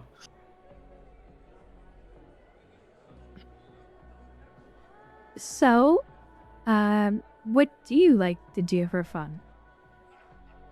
Oh, what don't I do for fun? Basically everything. Well, not everything, but mostly the fun stuff, you know? Tried some holosuites recently. There's been some good programs coming out of a Ferengi I've just met. I can't remember his name now. Some Vulcan things. Yeah, it's interesting. And I do a lot of travel. Comes with a job, really. Go hiking among all the planets. I wouldn't try to do it off Ferenginar. It rains terribly. It's one of the few things that this planet has in abundance. That's good weather. Well, luckily this isn't the rainy season. Well, you can always go to Risa. They have the weather control facility there where it never rains. Well, I mean, we have one here too. It's just... the local ecology has to have abundant of rain in order for it to, maintain the balance of the ecosystem. Yes, I suppose so. Anyhow, what about you? What do you do for fun? Well, I do engage in some holodeck programs myself. Mainly murder mysteries. Mm-hmm. Tell me about your most recent mystery. Just the gist.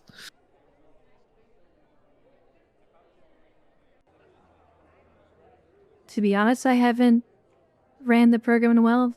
Oh, not since I was first officer on board the Artemis. but it was a program that was about a. It was set during the 1940s on Earth. Ah. It's about a woman who was falsely accused of killing her husband, allegedly. Oh, I like those. Those are fun. Well, So it sounds like is- you haven't had much rest if you haven't been able to get into a holographic program in a while. Well, yes, work's been keeping me busy, especially since I was recently promoted to captain and got my own ship. So there was a lot Yes, so I of read. preparation. The Akatsuki, is that how you pronounce it? Fairies. One of those. I'm not sure. Some weird name. Weird Earth name.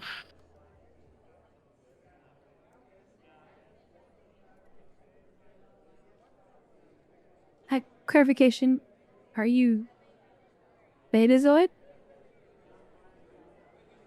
I am. Sorry, the token was throwing me out. So What, do I look human to you? Just because I'm not wearing the traditional Betazoid clothing?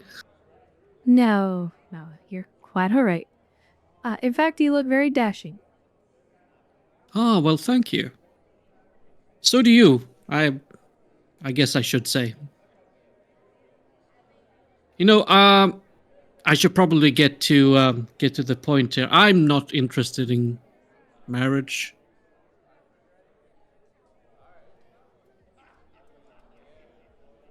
I'm just here for the fun of it, and because my family wants me to come back to Betasid once every year to do one of these shticks. I'm kind of forced into it. If I don't, my family won't let me run the company, and running the company is all I ever want to, really.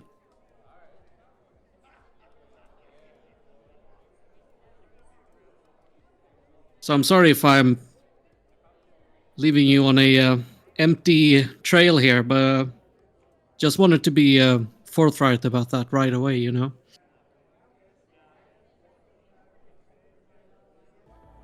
No worries, Jax. In fact, this has been the more refreshing dates that I've had in a while. Oh, really? So thank you. You must tell me about the others. I'm interested now. Oh, all they do is talk about work. Ah.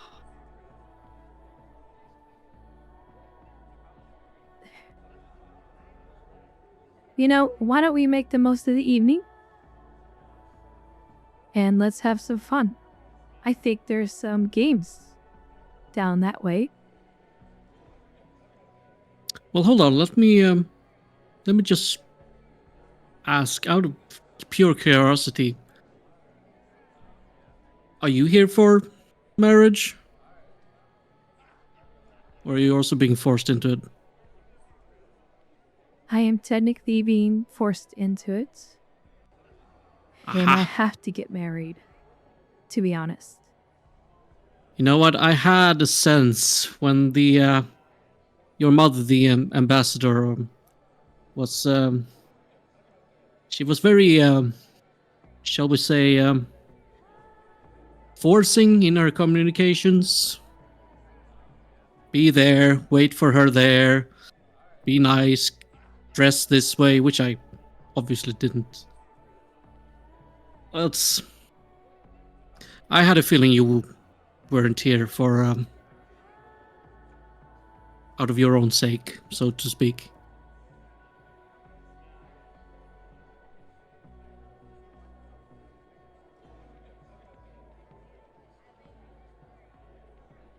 To be honest, I do appreciate your honesty on the matter.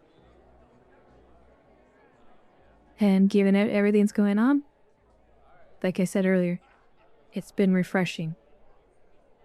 I really do mean that. Well, I'm happy to to spread some happiness around here.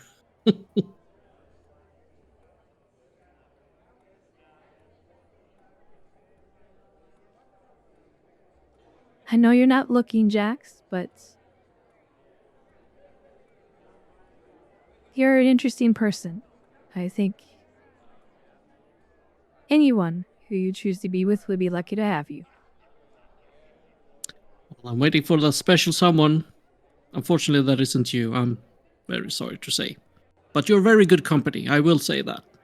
And the stories you can tell, I can just imagine as a Starfleet captain. Oof. Well, who knows? Maybe one day I'll come to your rescue if you choose to need Starfleet aid. Ah, I will keep an eye out for that com channel. And the name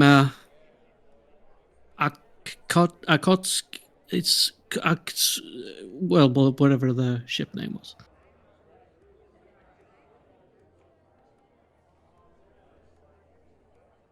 Shall we go enjoy the festival a little bit before we have to retire to our families?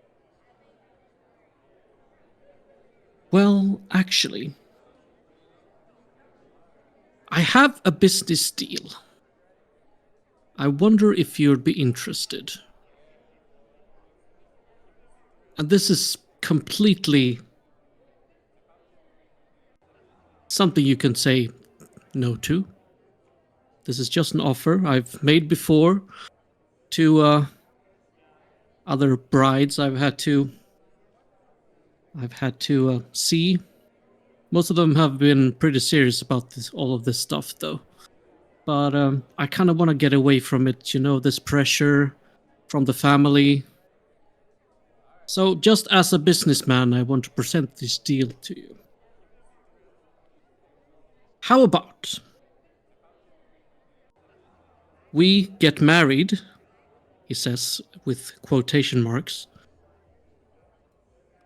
and then just have a deal of whenever we want to annul our marriage, we do so.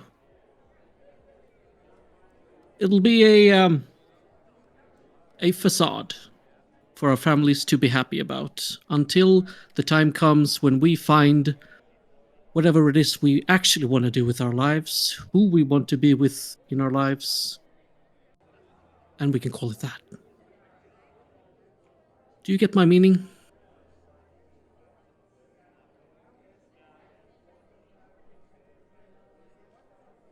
I do.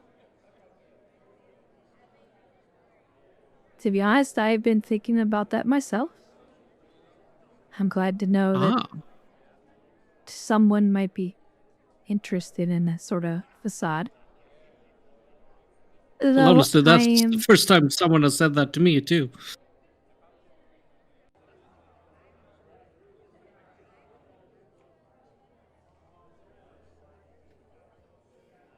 So I've been to be enough if that's really the proper way to go.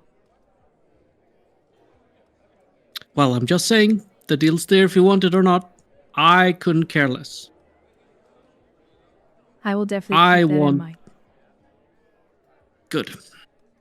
Okay, let's go have some fun.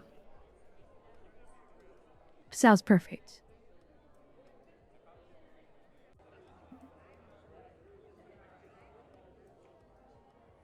All right, we'll head back over to the doctor.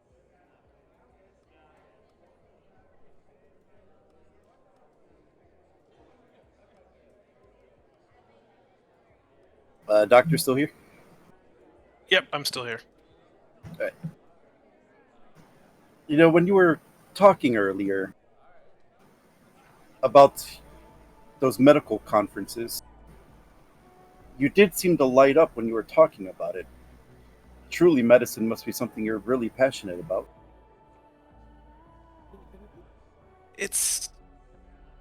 Yes, it is. It's been a drive in my life since I started out on... I apprenticed under the local doctor on my colony when I was growing up. Brand new colony. maybe a little over 2 decades old. They were still putting in buildings. And at about 15 or 16, I went and I apprenticed myself to the local doctor at the clinic. Old, retired Starfleet doctor. Learned as much as I could, and as I did, I found out I enjoyed it. Getting in, the minutia of it was interesting, the helping people was fulfilling. I imagine it's kind of the same feeling you get when you finish a performance on your stage and you look out and the crowd has been enjoying themselves. That fulfillment you get.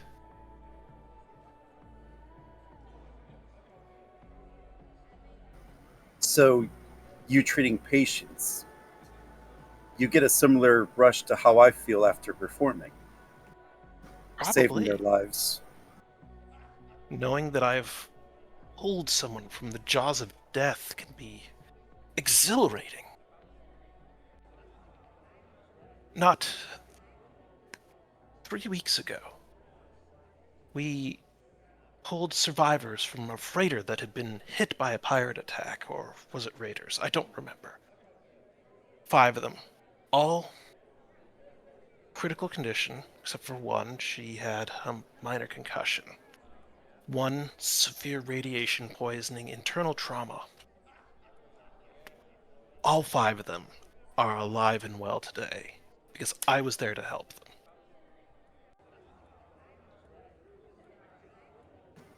That's truly amazing. I imagine a lot of doctors feel that way. But yes, it is amazing as when I think about it. Thank you. I That's 5 lives still off in the universe, living, experiencing, and feeling, going about making this universe brighter and bigger. And I had a hand in it. I hadn't even thought of that. Thank you.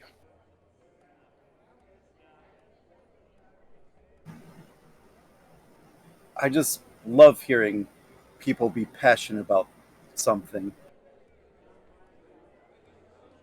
Everyone needs to And have the, something to be passionate about, or it takes the joy out of life. I agree. Most people here have no idea what they're passionate about. They'll just go on with their lives doing something they don't enjoy, whether through obligations or Momentum? a misguided sense of purpose, maybe. Yeah. One of the people I graduated from medical academy with, he was the 6th in a long line of family doctors. Or a long family of doctors, going back to one of his great-grandparents. I don't think they had ever thought about any other path. They just came in and practiced medicine.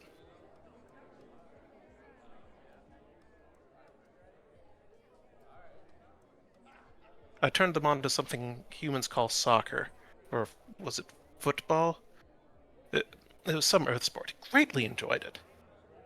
I think he still practices medicine, though, purely out of habit or obligation. E- exactly what you're talking about.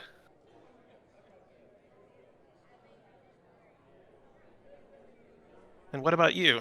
Is dancing your passion in life? Very much so. I've been dreaming of dance and performance ever since I could remember. And to finally be able to perform at this level in front of crowds like this is truly exhilarating.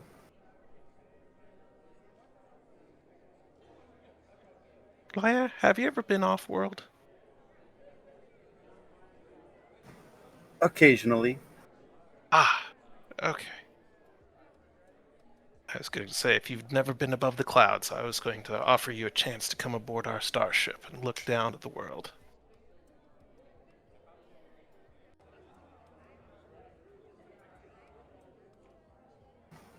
Does that offer still stand? It can, if you're interested.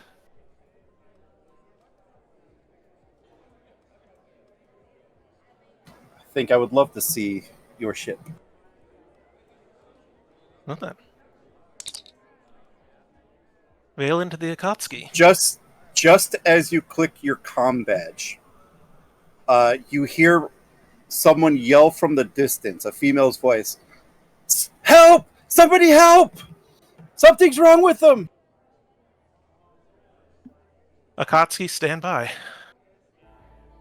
And I I'm think going to take Lyra's hand, and I'm going to start running in that direction. Slowly at first, so she doesn't, get pulled over. you run toward the noise, Lyra in tow, and when you get to the corner, you just see a gentleman convulsing on the floor, his eyes glazed over and just foam coming out of his mouth, and the woman standing over him having panic attacks. Herself, her eyes looked glossed over as well. And I think with that, we'll call that the end of Family Obligations Part 3.